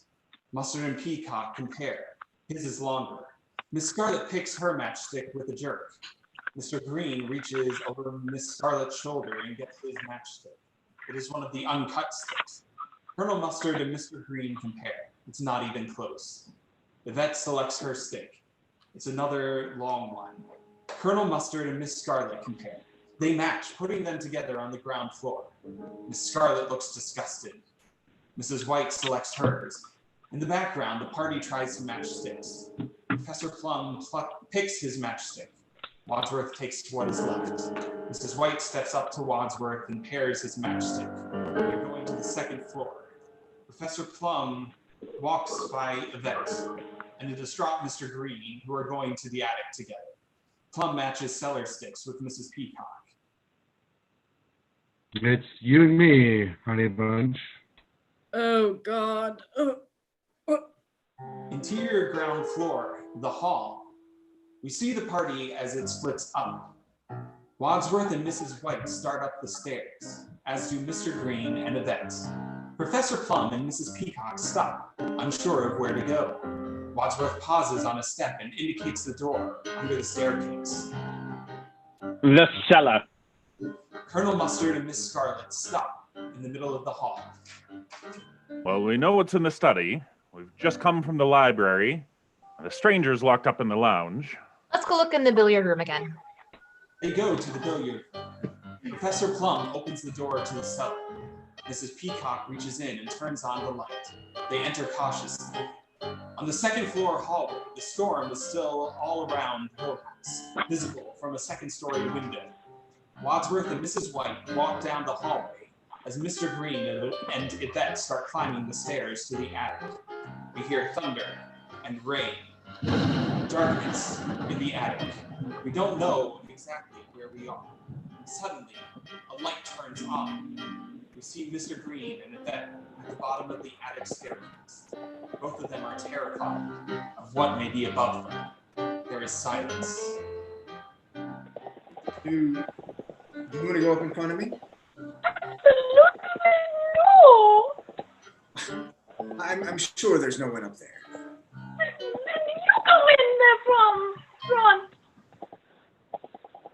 All right. Neither move. We hear nothing but the rain on the roof. Interior of the cellar staircase. Darkness. We barely see Mrs. Peacock and Professor Plum backlit at the top of the stairs. They edge down. Mrs. Peacock gasps. Well, ladies first? Nope. You can go first. No, I insist. No, I insist. Well, what are you afraid of? A fate worse than death? No. Just death. That's enough. Interior, second floor hallway. Mrs. White and Wadsworth are at the doors of two adjacent rooms. They are looking at each other nervously. Are you going in there? Yes. Are you? Yes. Right. Right. They look in. I don't see any light switches in there. Well, neither do I, but there must be switches somewhere. Shall I come in with you? No! I mean, no. Thank you. They start into their rooms and then jump out simultaneously, looking for the other. Interior ground floor billiard room. Colonel Mustard and Miss Peacock are in back of the corner bar. They're stooping to look in. They stand and Colonel Mustard indicates the bar's narrow egress. Ladies first. No thanks. They both head for the exit, and they have to squeeze through, but it's a very tight fit. Colonel Mustard walks past Miss Scarlet, who is sure to keep him in sight. He grabs a pool cue from the wall. She gives a little gasp. Colonel Mustard walks over to the pool table and motions with the stick to look under. They do. There's nothing there. Interior of the attic. Mr. Green and Yvette are still where they were, at the bottom of the steps. We hear rain. Go in. I'll be right behind you. That's why I'm nervous.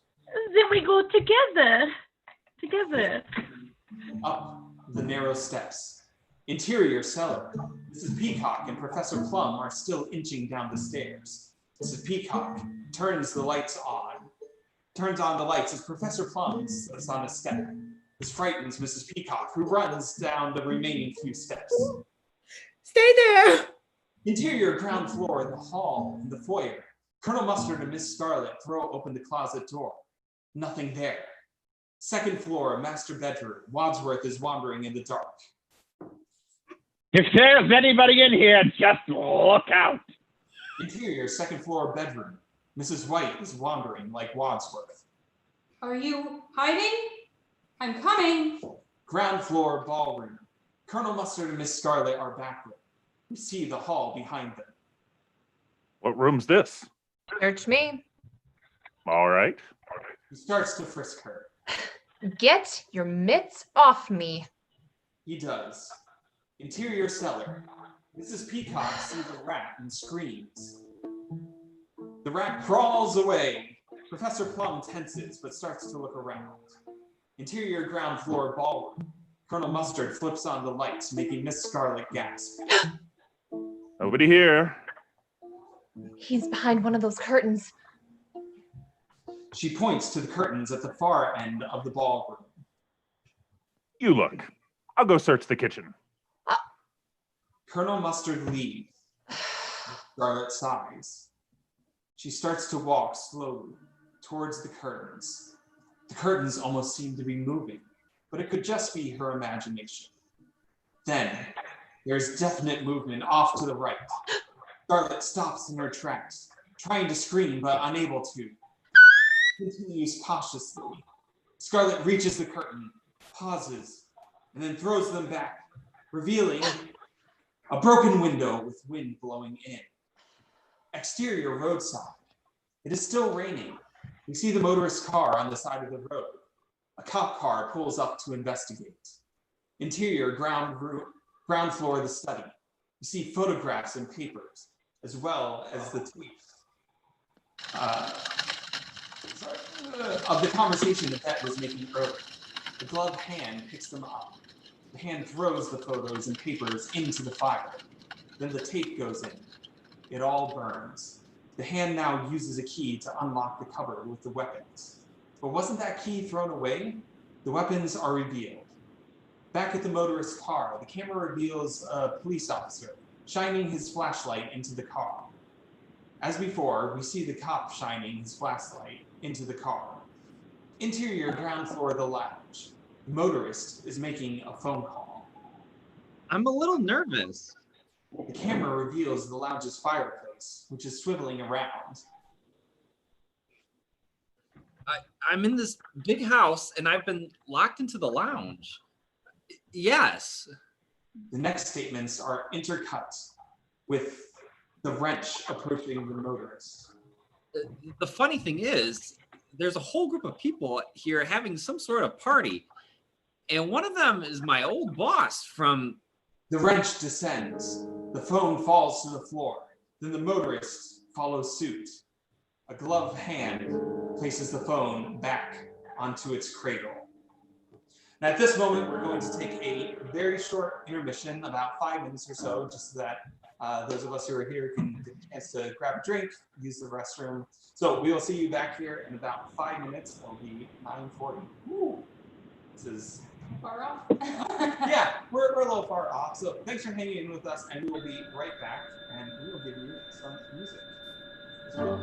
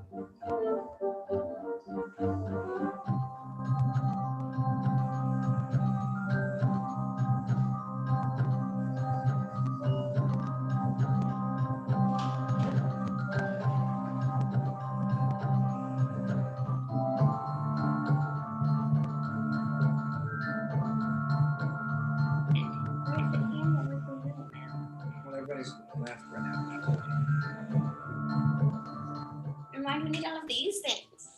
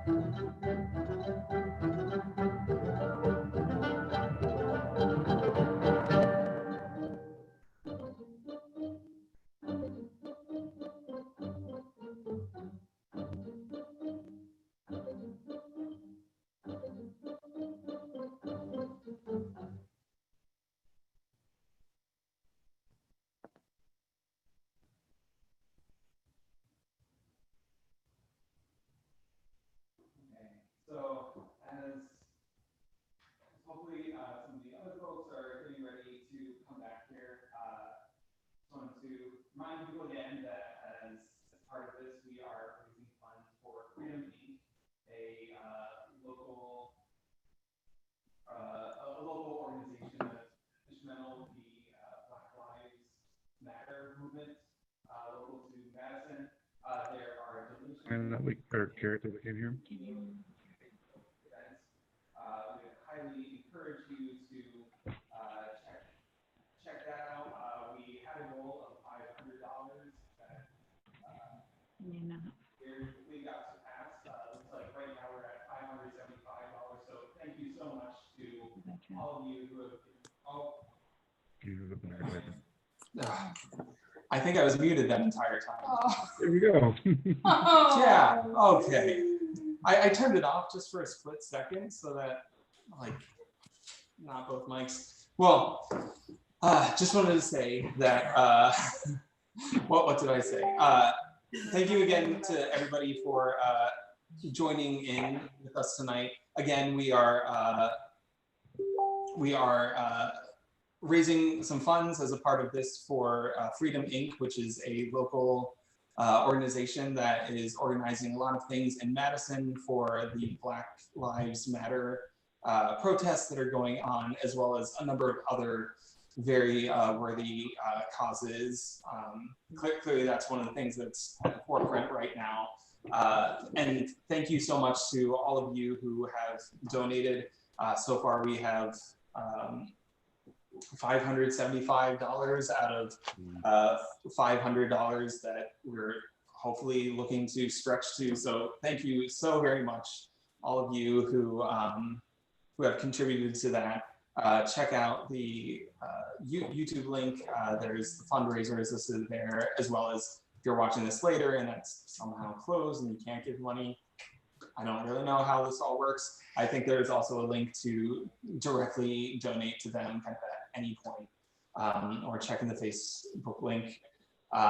Again, thank you so very, very much. So yeah, we're just waiting a second for our Wadsworth to return. And with that, we will go on with the second half of our show. I am clearly extremely bad at judging time, so I do apologize that this is running a bit later. If you have to leave us at this point, this link will be available for some time if you want to catch up with how it ends tomorrow or later on. Share it with your friends. We're happy to let you see this for a while, and yeah, let's go. Yep, there's some people both on screen and in the chat. Thank you very much for trying to say that you could just hear me a little. I have the music playing in an outside room, and that's a secondary mic, so you're probably hearing me a tiny bit there. So when we had left, the motorist was just attacked with a wrench descending on his head, and a gloved hand placed the phone back into its cradle. Excuse me. So we return to the exterior roadside. The cop, once again, is shining his flashlight on the car's license plate. Then underneath the car, he walks away.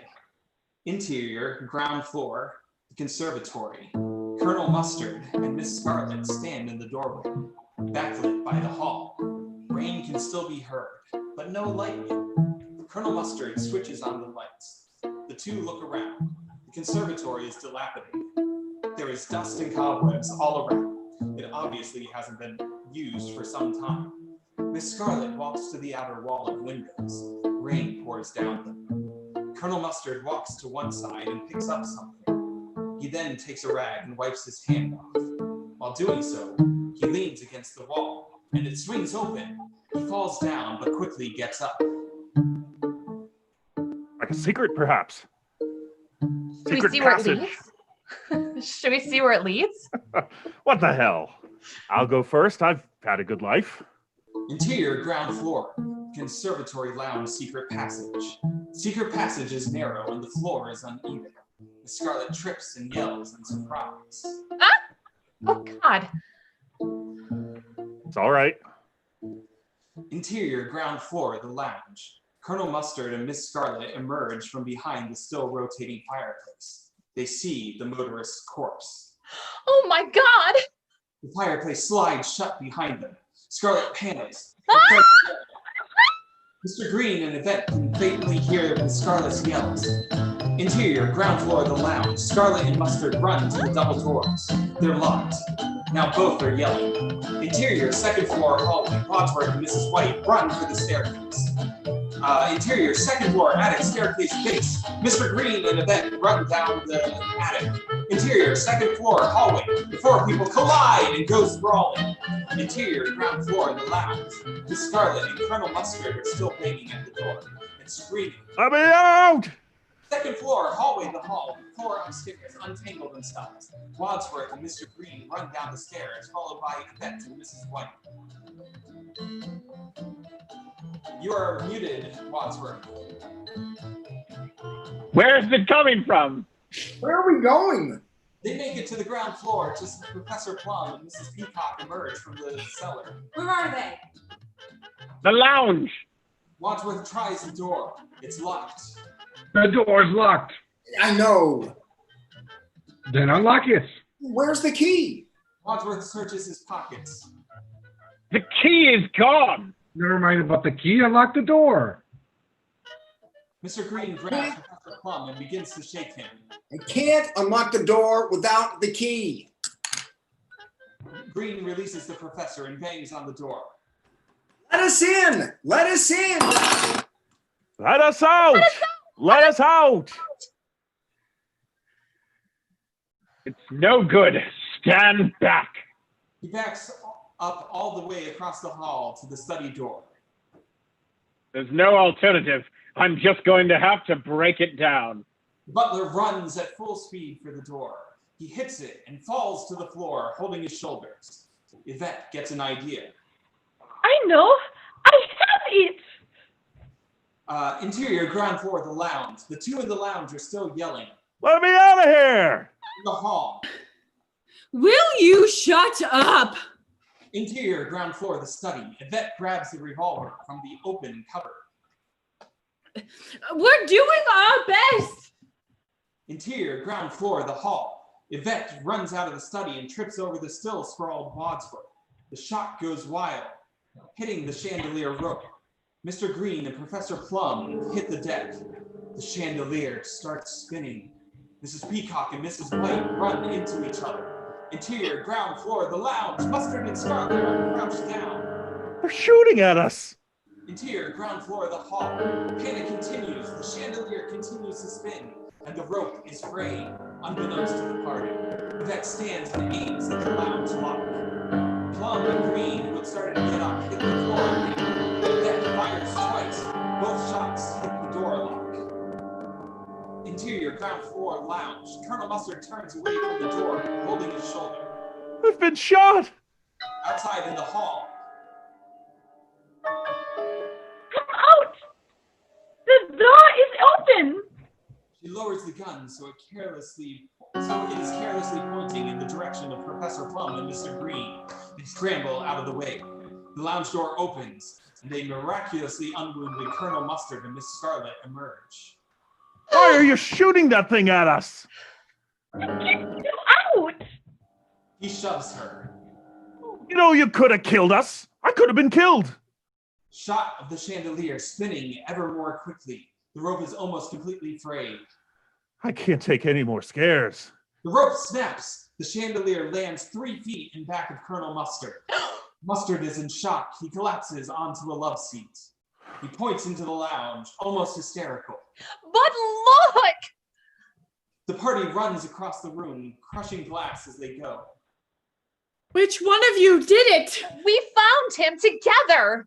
How did you get in? The door was locked. It's a great trick. There's a secret passageway from the conservatory. Is that the same gun? From the cupboard? It was locked. No, it was unlocked. Unlocked? But yes, see for yourselves. The party runs into the lounge. On the way, Yvette tosses the revolver under the broken chandelier. Interior, ground floor, the study. The guests pile in and see that the cupboard has indeed been opened. How did you know it was unlocked? How did you know that you could get the gun? I didn't. I think I would break it open, but it would just open automatically. Ugh, a likely story. The doorbell rings. Cut to a shot of the doorbell ringing again. Cut to the guests freezing in place. Maybe they'll just go away. Cut to the doorbell. It is still. Cut to the guests still frozen. The doorbell rings again. Cut to the doorbell ringing. The guests quite disappointed. I'm going to open it. Why? I have nothing to hide. I didn't do it. He holds his hand out to Wadsworth. The key. Wadsworth hands the key to Mr. Green. Thank you. Mr. Green strides into the hall, followed by the rest of the party. Interior, ground floor, the hall, foyer. Mr. Green opens the door, revealing the cop. Good evening, sir. The door closes in the cop's face. Exterior, Hill House porch, view inside. The door reopens. Yes? I found an abandoned car down near the gates of this house. Did the driver come in here for help by any chance? Everyone but Mr. Green insists that was not the case. Of course not. No. Well, actually, yes. Well, there seems to be some kind of disagreement. Everybody but No, Mr. Green. No. What happened? Yes. Can I come in and use your phone? Wadsworth steps to the front door. Of course you may, sir. You may use the one in the... no. You could use the one in the... no. Would you be kind enough to wait in the library? Sure. Interior, ground floor of the hall. The cop sees Yvette. He says Don't to I her, know you from someplace? Maid shrugs. You all seem very anxious about something.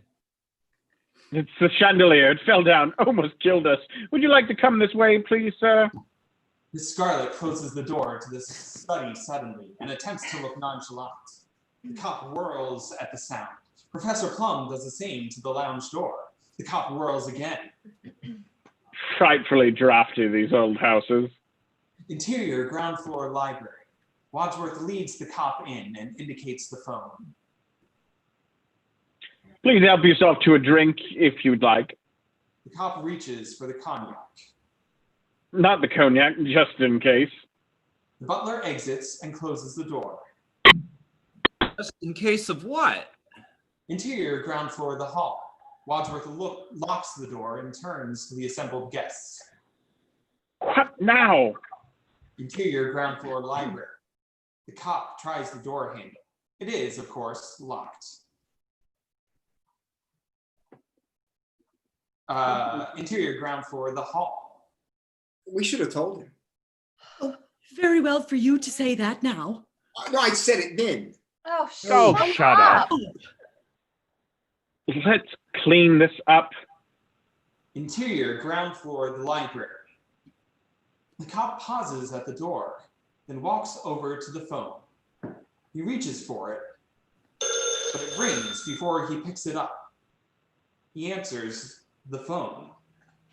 Hello? Interior, ground floor of the hall. All are still. Maybe the cop answered it. Interior, ground floor library. And who shall I say is calling? Will you hold on, please? The cop strides over to the library doors. Let me out of here. Let me out of here. You have no right to shut me in. I'll book you for false arrest and wrongful imprisonment and obstructing an officer in the line of his duty and murder. Interior, ground floor of the hall. The door is open. The party stands there, Wadsworth with broom in hand. What do you mean, murder? I just said that so you would open the door. Yes, What's going on around here? And why would you lock me in? And why are you receiving phone calls from J. Edgar Hoover? J. Edgar Hoover? That's right, the head of the Federal Bureau of Investigation. Why is J. Edgar Hoover on your phone? I don't know. He's on everybody else's. Why shouldn't he be on mine? Steps to the library. Excuse door. me. Wadsworth enters. Excuse me. And locks the door. What's going on here? Miss Scarlet drapes herself on the cop. We're having a party. Yes, Mind if I look around? Sure. You can show him around, Mr. Green. Me? Yes. You can show him the dining room, the kitchen, the ballroom. Fine. Officer, come with me. I'll show you the dining room or the kitchen or the ballroom. Interior ground floor dining room. The cop raises the metal partition and looks into the kitchen. Interior of the lounge. Make it look convincing. Interior ground floor dining room. So this is the dining room. No kidding. We return to the lounge. Come on. Back in the dining room. What's going on in those two rooms?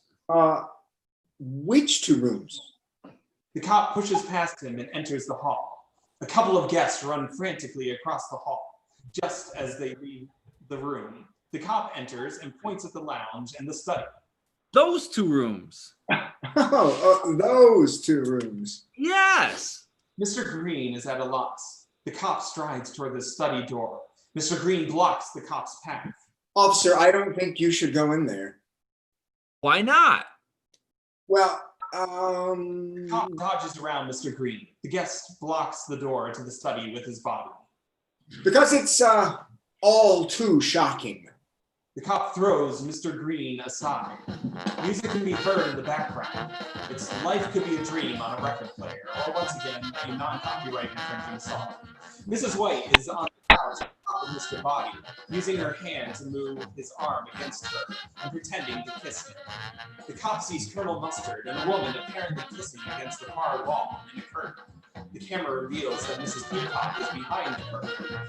The hands are on Colonel Mustard's back, but Mrs. Ho is propped up between them. It's not that all shocking. These folks are just having a good time. The cop leaves to the hall. Mr. Green is surprised. Interior ground floor of the lounge. Miss Scarlet pours a drink into the motorist's mouth. The motorist is propped up in a chair, drink in hand. The music can still be heard, but faint. We return to the study. Colonel Mustard and Mrs. Peacock roll Mrs. Ho onto the couch. Oh my God. Interior ground floor of the lounge. Just before the cop enters, Professor Plum takes Miss Scarlet onto the couch and begins kissing her. She has no choice but to follow his example. The cop comes in. Excuse me? The two lovers get up with a start. The cop notices the motorist. He leans into the dead man's face and sniffs. This man is dead drunk. Dead drunk. Dead right. The cop speaks louder to the motorist. You're not going to drive home, are you? He won't be driving home, officer. I promise that. Yeah. Somebody will give him a lift, huh? Oh, we'll get him a car. A long black car. A limousine. Mr. Plum then lowers Miss Scarlet to the couch. She gives off a little cry of surprise. Interior or the hall. Wadsworth exits the library. He leans against the door and sighs in thought. The cop and Mr. Green enter the hall. Wadsworth throws off his thoughts and walks to them. Officer! You're too late. I've seen it all. All during this conversation, Mr. Green is standing behind the cop, looking at Wadsworth. Green looks mystified, but relieved. You have? I can explain everything. You don't have to. I don't? Don't worry. There's nothing illegal about any of this. Are you sure? Of course. This is America. I see. Cop claps Wadsworth on the shoulder. It's a free country. Don't you know that? Wadsworth still doesn't understand. I didn't know it was that free. The cop glances back at Mr. Green, who tries to look innocent. May I use your phone now? Certainly. Butler leads the cop to the library once again and locks it. The guests start to emerge into the hall. Why did you lock him in again? We haven't finished searching the house yet. Well, we're running out of time. Only 15 minutes till the police come. The police already came. Shut up! Shut up! Let's get on with it. Mrs. The guests again split up to search the house as the music continues. Colonel Mustard and Miss Scarlet enter the kitchen. Colonel Mustard suddenly opens a door, only to have an ironing board hit him in the head. Miss Scarlet opens the door to the freezer. She grasps one of the meat hooks. It turns and reveals another secret passage in the back of the freezer. She gives a cry of surprise. Oh! Look, I can't believe it. I wonder where this one goes. Let's find out. We step in. Interior, ground floor, the study. The music still continues. Colonel Mustard and Miss Scarlet swing aside a large painting and enter the room from the secret passage. They shrug. Let's try the ballroom again. Interior attic. Mr. Green and Yvette are still poking around the attic. On the cellar steps, the camera reveals a gloved hand pulling a lever down. All electricity is shut off. The lights go out instantly, and the music stops. Interior cellar, boiler room. Mrs. Peacock, in the darkness, backs up into the boiler. She thinks it's a person, perhaps Professor Plum, and starts to hit it with her handbag. Don't touch me! Interior, second floor, master bedroom. A gust of wind blows in, shutting the door. Wadsworth yells in fright. Interior, or bedroom. Mrs. White screams. Interior, ground floor, staircase. Yvette is ascending the stairs quietly. Mrs. White's scream can still be heard. Interior, ground floor, library. The cop is still on the phone. Hello? Hello? Interior, ground floor, billiard room. Yvette enters quietly. An off-screen voice can be heard. It can't be identified, even as being male or female. The first line sounds male, the second female. Shut the door. Did anyone recognize you? Suddenly, Yvette's French accent is gone. They must have, and not just my face. They know every inch of my body, and they're not the only ones. A noose flies onto Yvette's neck.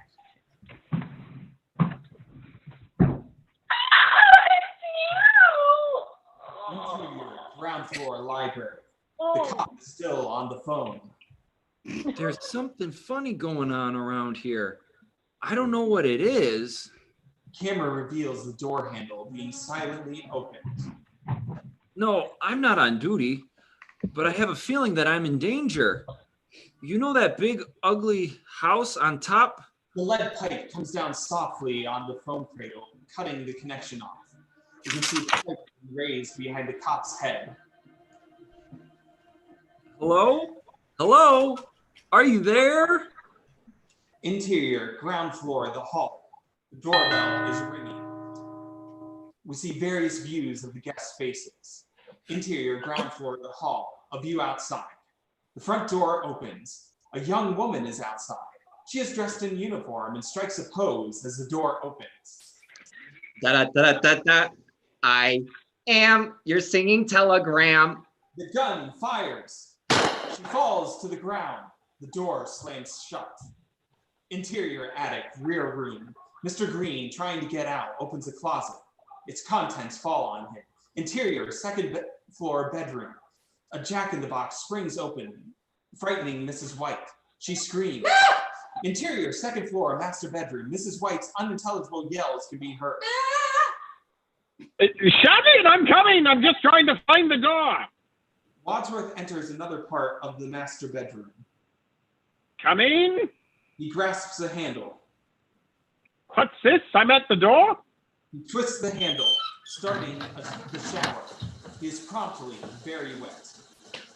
Interior, ground floor staircase. A very wet Wadsworth sloshes down the steps. He goes to the entrance to the cellar and pulls up the lever, restoring electricity to Hill House.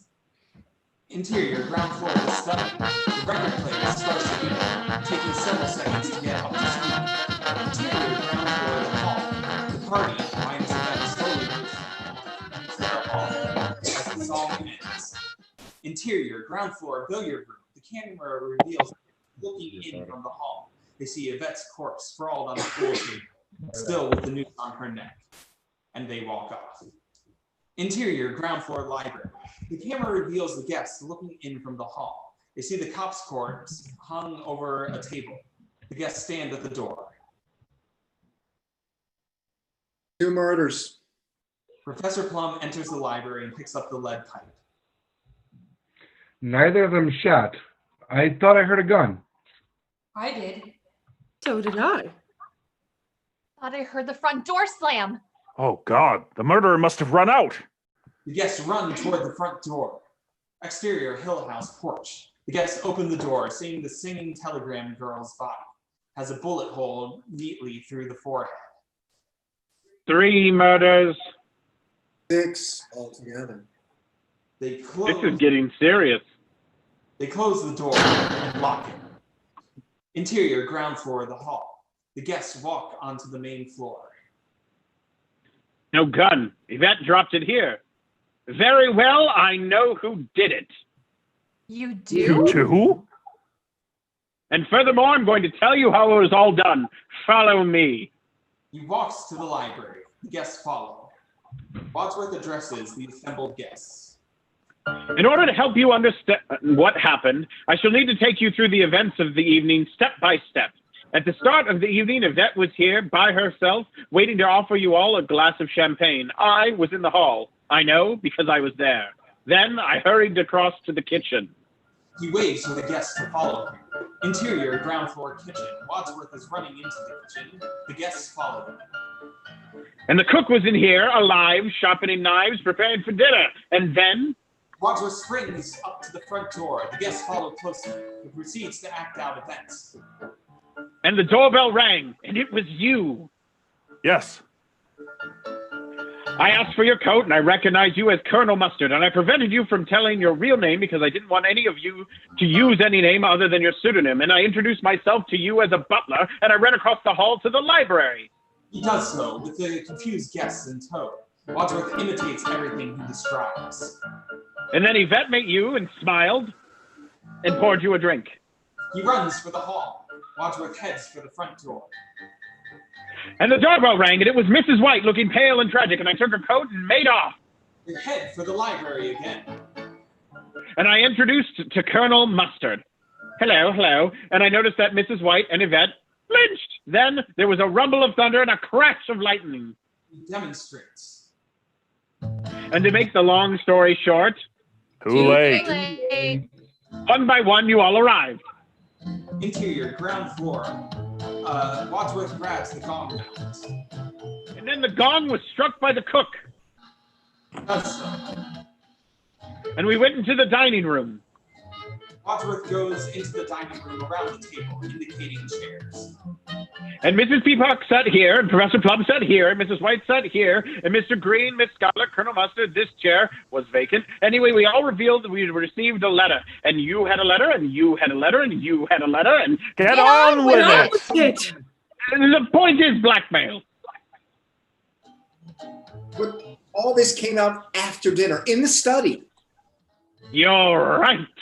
He heads into the hall. The party runs across the hall to the study.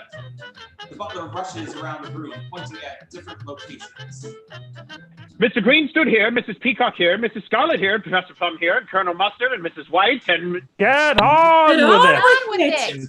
I'm getting there, And Mr. Boddy went to get his surprise packages from the hall, and you all opened your presents, and Sorry, Garrett.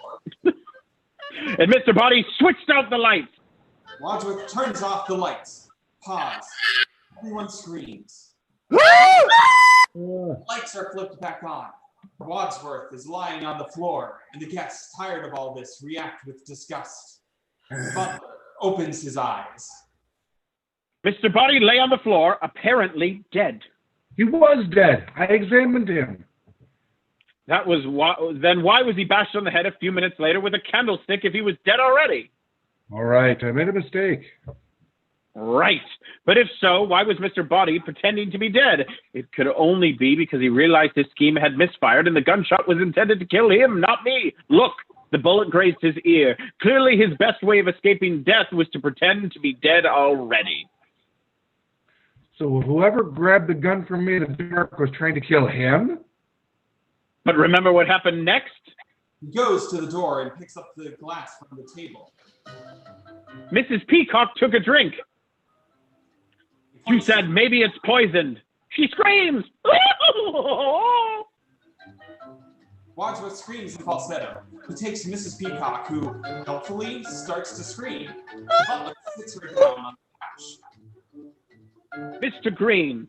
Wadsworth slaps Mrs. Peacock. He imitates Mr. Green. Well, I had to stop her screaming. Then more screaming. Yvette, the billiard room. We all rushed out. As they do now. Interior of the billiard room. Wadsworth sits on the pool table. The guests pool around the door. But one of us wasn't here. No. No. No. Maybe one of us was murdering the cook who wasn't here with us. The guests pause. Do you know? I do. While we stood here trying to stop Yvette from panicking, he leaves for the study. One of us could have stayed in the study, picked up the dagger.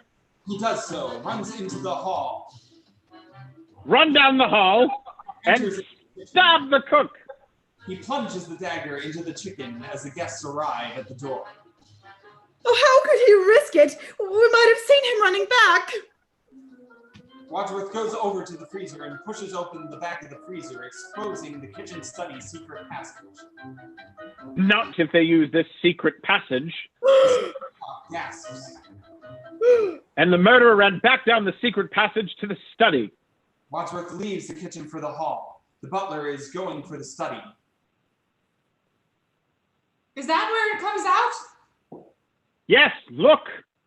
Interior of the study. Wadsworth pushes open the picture. What? How did you know? This house belongs to a friend of mine. I've known all along. So you could be the murderer. Don't be ridiculous. If I was the murderer, why would I reveal to you how I did it? The guests all nod. Well, who else knew about this secret passage? Scarlet hits Mustard. We found it. Colonel Mustard and me. No, you found it. You could have known about it the whole time. But I didn't. Well, why should we believe you? Because she was with us all in the billiard room doorway while Yvette was screaming, don't you remember? What I don't understand is, why was the cook murdered? She had nothing to do with Mr. Boddy. Of course she did. I gathered you all here together because you were all implicated in Mr. Boddy's dastardly blackmail. Did none of you deduce that the others were involved too? Evidently, no one had. What others? The cook and Yvette? No. That's how he got all his information before he could blackmail anyone. Mr. Boddy had to discover their guilty secret. The cook and Yvette were his accomplices. I see. So, whoever knew that the cook was involved killed her? Yes. Colonel Mustard looks very happy. I know because I was Mr. Boddy's butler, that the cook had worked for one of you. The guests ask who it is. Who? Yeah, who? You recognized Yvette, didn't you? Don't deny it. What do you mean, don't deny it? I'm not denying anything. Another denial! Mrs. White sticks her tongue out at Wadsworth. All right. It's true. I knew Yvette. My husband had an affair with her, but I didn't care. I wasn't jealous. To Miss Scarlet. You knew Yvette too, didn't you? Yes, she worked for me. And now to Colonel Mustard. And you also knew her, sir. We've already established that you were one of Miss Scarlet's clients. That's why you were so desperate to get your hands on those negatives. Photographs of you and Yvette in flagrante delicto. Remember? Boddy threatened to send those pictures to my dear old mother. The shock would have killed her. Huh. That would have been quite an achievement since you told us that she's dead already. So he had the motive. You all had a motive. But where and when was Mr. Boddy killed? Don't you see? Mr. Green. Look, we came back to the study with Yvette. Mr. Boddy was on the floor. Wadsworth trips Mr. Green to the floor as Mr. Boddy. Pretending to be dead, but one of us noticed he's alive. So I explained that I was Mr. Boddy's butler and I'd invited you here, and we realized there was only one other person in the house. The cook! Wadsworth leaves the guests far behind. Interior, the hall. Everyone runs up the hall to the kitchen. Interior of the kitchen, the guests enter breathless. Mr. Green runs to the freezer, just like he did before. But there's no Wadsworth. Well, where is he? The freezer door opens. Miss Scarlet screams. Ah! Wadsworth's head falls into Mr. Green's arms. Exasperated, Mr. Green drops the butler on the floor. Wadsworth opens his eyes. By now she was dead. We laid her down with our backs to the freezer. One of us slipped through the same secret passage. Again? Of course, back to the study. We all run out. Interior ground floor of the study. Wadsworth asks him if he has just entered the study in the secret passage.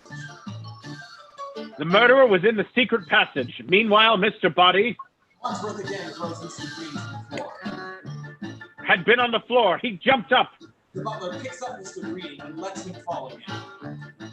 The murderer came out of the secret panel, picked up the candlestick. The butler asks if he had a candlestick. He goes after Mr. Green, who may not be acting with his look of panic. Wadsworth is pursuing a frightened Mr. Green up the hall toward the bathroom. Mr. Boddy followed us out of the study into the hall, looking for an escape. The murderer crept up behind him and killed him. Wadsworth brings his hand down upon Mr. Green's head. Mr. Green falls. Will you stop that? No.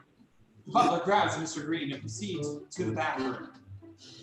Then he threw him into the toilet. No! Wadsworth leans against the bathroom door frame, pretending to check a watch. And nonchalantly rejoined us beside the cook's body in the kitchen. It took less than half a minute.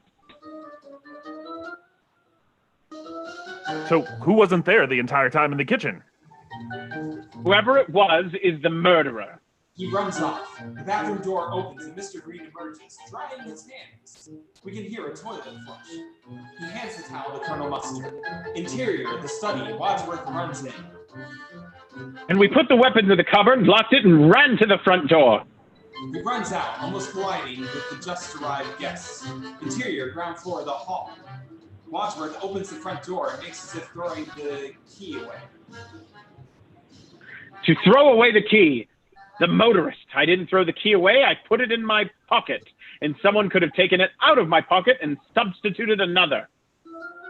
We were all in a huddle. Any one of us could have done that. Precisely. He slams the front door. Wait a minute. Heuer Mustard has a top secret Pentagon job. Mrs. White's husband is a nuclear physicist, and Yvette is the link between them. Points in. What's your top secret job, Colonel? I can tell you, he's working on the secret of the next fusion bomb. Mrs. White gasps. How did you know that?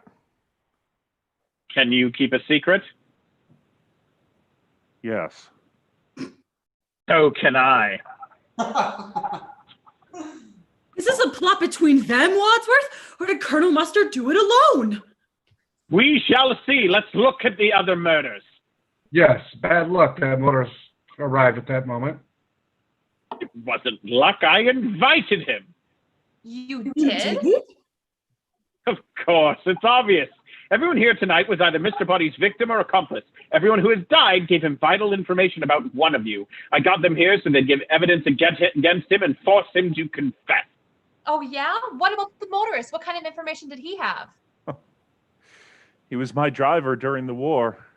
Colonel Mustard sits in a chair.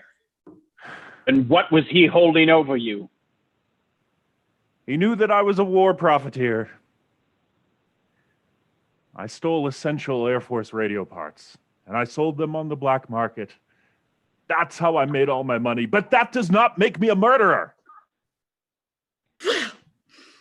A lot of our airmen died because their radios did not work. Was the policeman working for Mr. Boddy, too? Cop was from Washington. He was on my payroll. I bribed him once a week so I could carry on with business. Mr. Boddy found out somehow. Oh my God. Oh, please.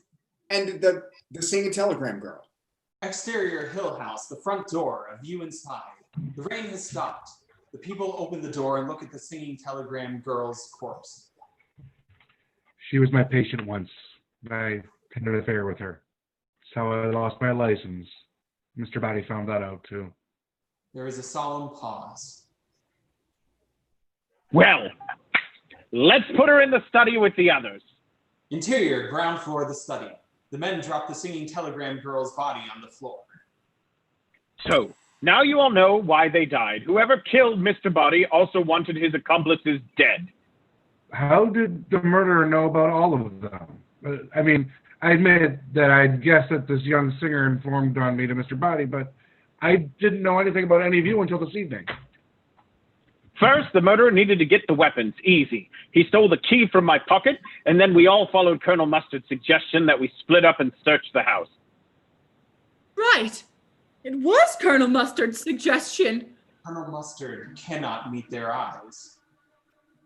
And one of us got away from his or her partner and hurried to the study. On the desk was the envelope from Mr. Boddy. It contained photographs and letters, the evidence of Mr. Boddy's network of informants. Where is the envelope now? Gone. Destroyed. He looks around, then steps to the fireplace. Perhaps in the fire. He throws aside the grate. The only possible place. He pulls out the remnants of the tape made earlier. Aha! Then having found out the whole story, the murderer went to the cupboard, unlocked it with the key, took out the wrench. And then we found the secret passage from the conservatory to the lounge where we found the motorist dead. Interior, the hall. Wadsworth frantically acts out the next scene.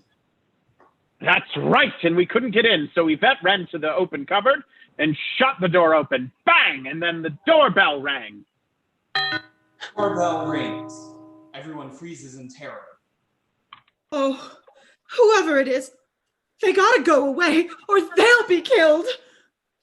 Oh! Opens the front door. A rather elderly evangelist stands outside, pamphlets in hand. Good evening. Have you given any thought to the kingdom of heaven? What? Repent. The kingdom of heaven is at hand. You ain't just whistling Dixie. Armageddon is almost upon us. I've got news for you. It's already here. Mrs. Peacock tries to shut the door on him. Go away! But your souls are in danger. Our lives are in danger, you beatnik! He shuts the door on him, closing several of his pamphlets inside. Wadsworth continues as if nothing had happened. The cop arrived next. We locked him in the library. We forgot the cupboard with the weapons was now unlocked. Then we split up again, and the murderer switched off the electricity. He does so. It was not in parentheticals like it usually is. He does so. It goes black. Oh my God. Mrs. White squeals. Not again. Turn on the lights. Wadsworth turns on the lights. Audience, bookmark this moment in time. This will make sense in a second, but bookmark this moment. Interior, the hall. Sorry, didn't mean to frighten you. You're a bit late for that. I hate it when he does that. What? Mrs. White whimpers. Then there were 3 more murders. So which one of us killed them? None of us killed Mr. Boddy or the cook. So who did? The one person who wasn't with us. The guests try to figure it out. Yvette. Yvette? She was in the billiard room listening to our conversation. Cut to flashback of Yvette sitting on the pool table. The following events transpire as Wadsworth describes them. She heard the gunshot. She thought he was dead. And while we all examined the bullet hole, she crept into the study, picked up the dagger, ran to the kitchen, and stabbed the cook. Yvette stabs Mrs. Hoe in the back. We didn't hear the cook scream because Mrs. Peacock was screaming about the poison brandy. Then Yvette returned to the billiard room. She screamed, and we all ran to her. Cut to present, the hall. Well, when did she kill Mr. Boddy? When I said we all ran to the kitchen to see the cook, Yvette hid to the study to check that Mr. Boddy was dead. Cut to flashback of Yvette hiding behind a chair in the lounge. The following events transpire as Wadsworth describes them. He got up and followed them down the hall, so she hit him on the head with a candlestick and dragged him to the toilet. Cut to the present in the hall. Why? To create confusion. It worked. Colonel Mustard nods. Why did she do it? Was it because she was acting under orders from the person who later killed her? Who? Who? Who? Was it one of her clients? Turns to Colonel Mustard. Or was it a jealous wife? Turning to Mrs. White. Or an adulterous doctor? He looks at Professor Plum. No, it was her employer, Miss Scarlet. That's a lie. Is it? You used her the way you always used her. You killed the motorist when we split up to search the house. How could I have known about the secret passage? Easy. Yvette told you. So when we split up again? We cut to Miss Scarlet, gloved, turning off the electricity. You switched off the electricity. It was easy for you here on the ground floor. Then, in the dark, you got the lead pipe and the rope, strangled Yvette, ran to the library, killed the cop, picked up the gun where Yvette dropped it, opened the front door, recognized the singing telegram from a photograph, and shot her. Cut to present, the hall. You've no proof. The gun is missing. Gentlemen, turn out your pockets. Ladies, empty your purses. Whoever has the gun is the murderer. They all do so. Suddenly, Miss Scarlet pulls out the revolver. She points it at him. Brilliantly worked out, Wadsworth. I congratulate you. He shrugs off the praise. Miss Scarlet starts to slowly make her way to the front door. Me too. Shut up. Now, there's one thing I don't understand. One thing? Why did you do it? Half of Washington knows what kind of business you run. You were in no real danger. The whole town would be implicated if you were exposed. I don't think they know my real business. My business is secrets. Yvette found them out for me. The secrets of Senator Peacock's Defense Committee, of Colonel Mustard's fusion bomb, Professor Plum's UN contacts, and the work of your husband, the nuclear physicist. So, it is political. You're a communist. No, Mr. Green. Communism is just a red herring. Like all members of the oldest profession, I'm a capitalist, and I'm going to sell my secrets, your secrets, to the highest bidder. And what if we don't cooperate? You will, or I'll expose you. We can expose you. 6 murders. I hardly think it will enhance your reputation at the UN, Professor Plum, if it's revealed that you have been implicated not only in adultery with one of your patients, but in her death. He lowers the revolver at him. And the deaths of 5 other people.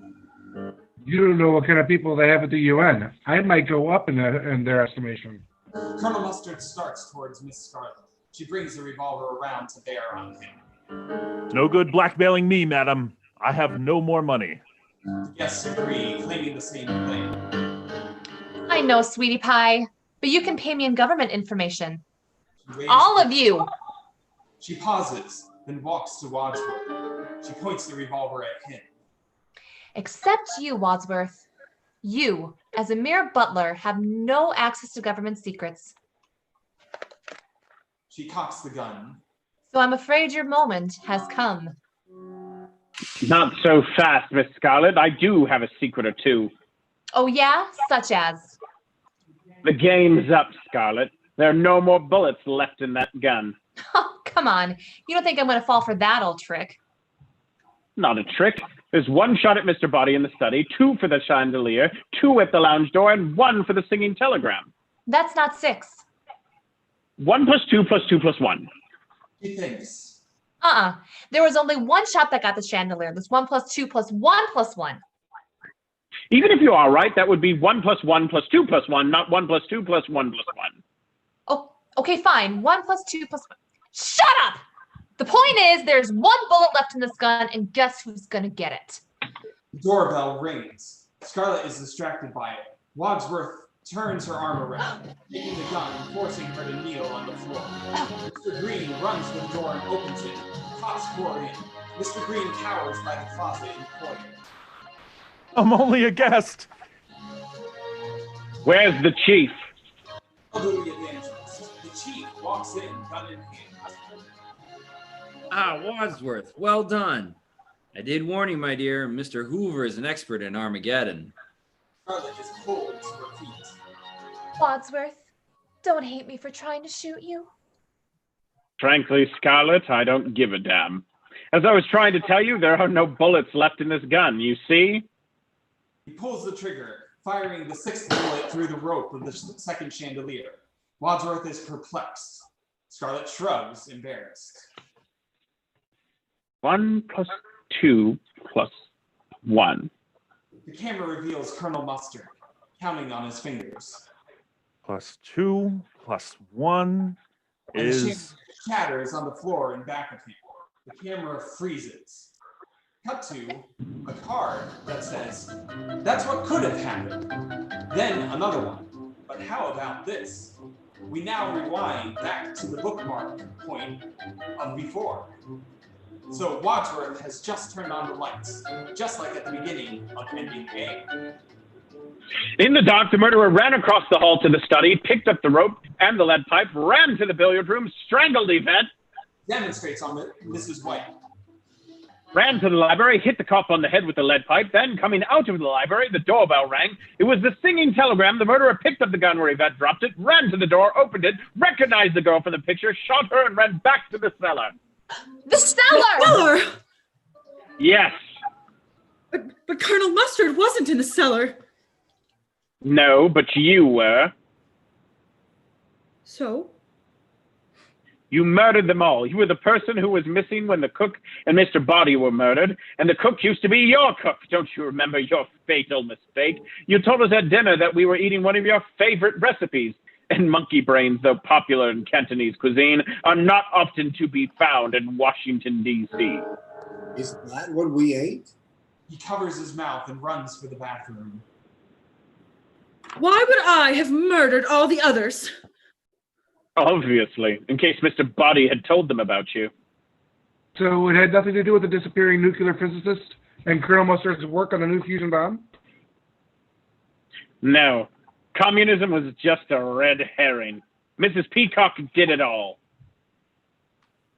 There's no proof. Well, the gun is missing. Gentlemen, turn out your pockets. Ladies, empty your purses. Camera reveals Miss Scarlet's empty purse. Whoever has the gun is the murderer. Mrs. Peacock opens her purse and pulls out the gun, pointing it at the butler. Very well. What do you propose we do about it? He makes her way to the front door. Nothing. Nothing.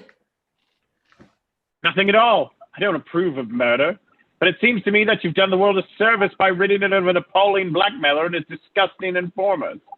Oh, but the police will be here in a minute. What happens then? Why should the police come? Nobody's called them. Everyone is shocked. What?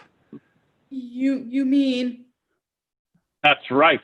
Now I suggest that we stack the bodies in the cellar, lock it, leave quietly one at a time, and pretend that none of this ever happened. Great idea. I'll leave first, if you don't mind. Mrs. Peacock uses the gun to wave the other guests into a group. Be my guest. In fact, I think we all owe you a vote of thanks. For she's a jolly good fellow. For she's a jolly good fellow. She's a jolly good fellow. Mrs. Peacock, Which nobody can deny. The party stops singing. They relax somewhat. At least the immediate danger is past. Told you. I told you I didn't do it. Well, what if the authorities find out what happened? The FBI will take care of that. You mean? My phone call from Mr. Heuer? I work for him, of course. How else could I have known everything about you all? There's still one thing I don't understand. One thing? Who was Mrs. Peacock taking bribes from? A foreign power. Her husband, the senator, has influence over defense contracts. Is there going to be a cover-up? Isn't that in the public interest? What could be gained by exposure? But is the FBI in the habit of cleaning up after multiple murders? Yes. Why do you think it's run by a man called Heuer? Exterior Hill House driveway. Mrs. Peacock has her keys out and is getting ready to get inside her car. The elderly evangelist steps out onto the driveway. Oh, Miss Peacock, How did you know my name? the kingdom of heaven is at hand.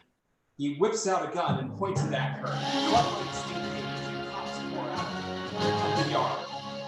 Okay, take her away. Get your hands off me! I'm a senator's wife! Door opens and the guests with Wadsworth at their head pour out onto the porch. Wadsworth, we got her. You see, like the Mounties, we always get our man. Mrs. Peacock was a man? Wadsworth slaps him. Then Colonel Mustard does the same.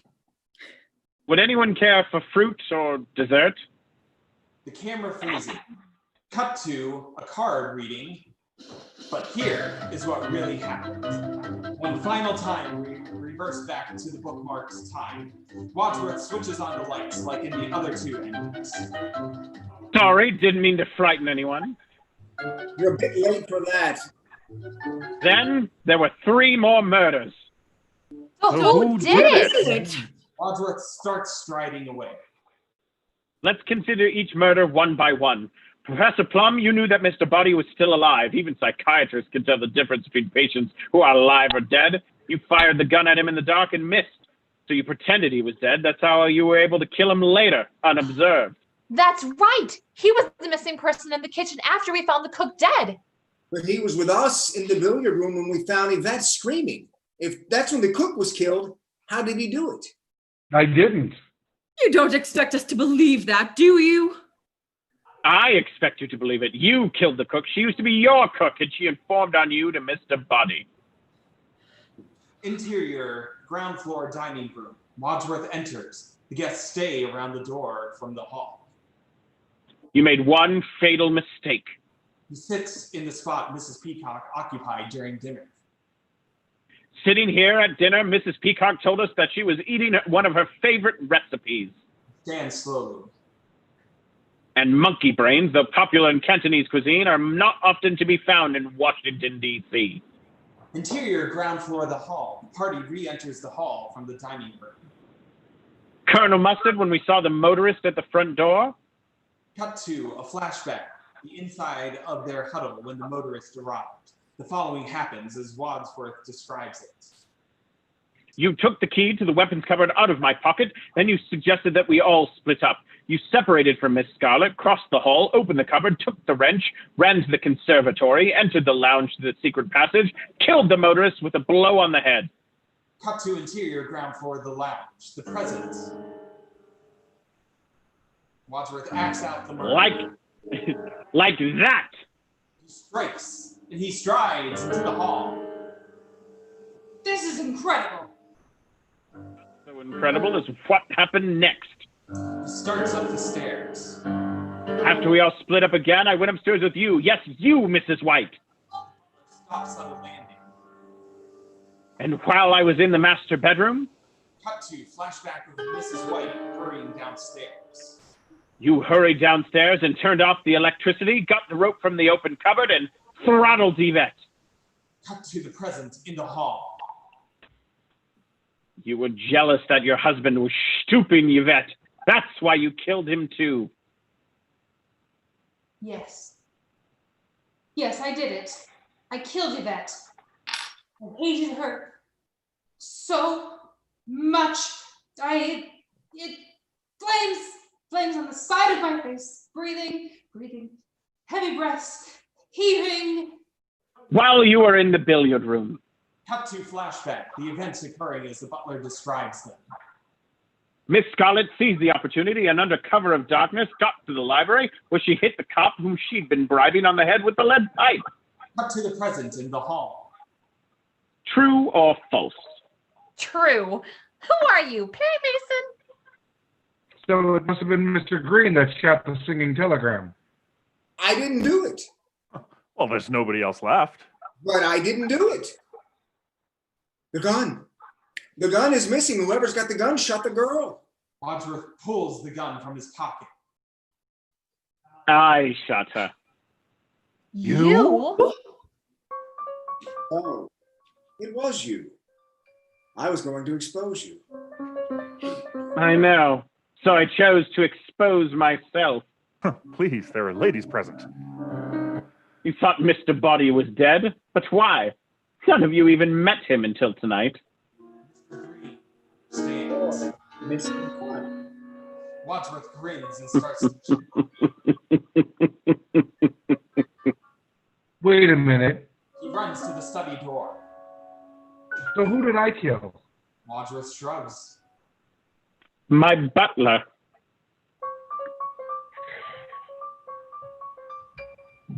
Wadsworth uses the revolver to wave the professor to join the group.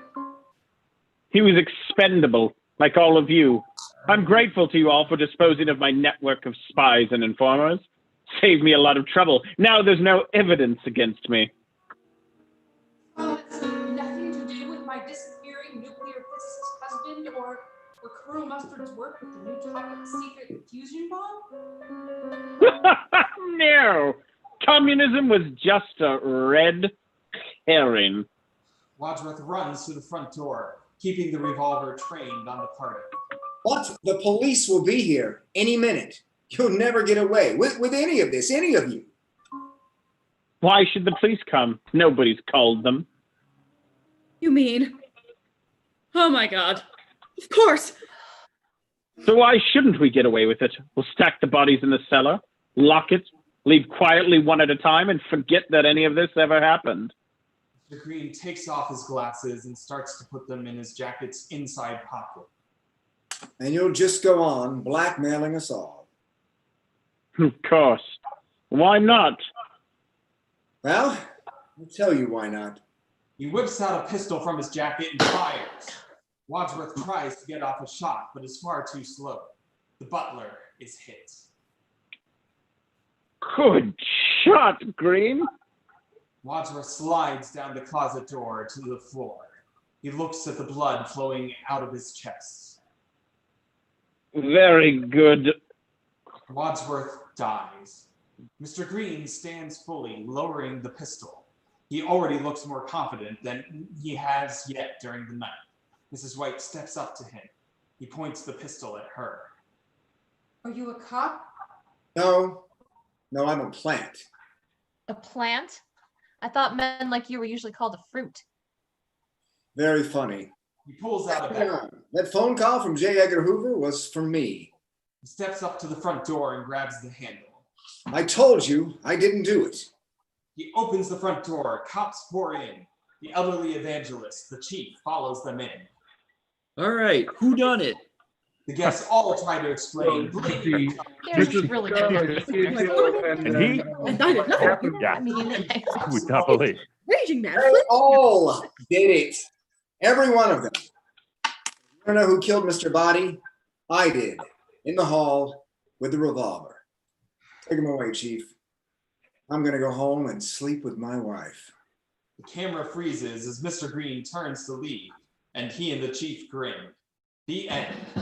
Closing credits start to roll to the tune of Shake, Rattle, and Roll. Oh, guys, we made it. Thank you so very much. All my friends here for joining me. Thank you, everybody who's stuck it out to watch in the end. If you're here live or if you're watching later. Looking at the fundraiser, it looks like as of right now, again, go check this out later. Please take a look at Freedom Inc. and see if anybody else like we raised $595. Just terrific. Thank you so much, everybody, who This is just phenomenal. I had a great time doing this. I would say if anybody who's watching has any good ideas for if we were to do something like this again in the future, let's send a comment in the video saying what movie would be interesting for this. Preferably one with like a bunch of different people and yeah, no music, like singing music. We can't really do musicals because he's a jolly good fellow. I mean that's a pretty good indication how this can actually work, aka. But again, everybody, thank you so very much for doing this. And I don't know how to sign off. Bye! Bye, thanks for joining! Thanks, everyone. Bye!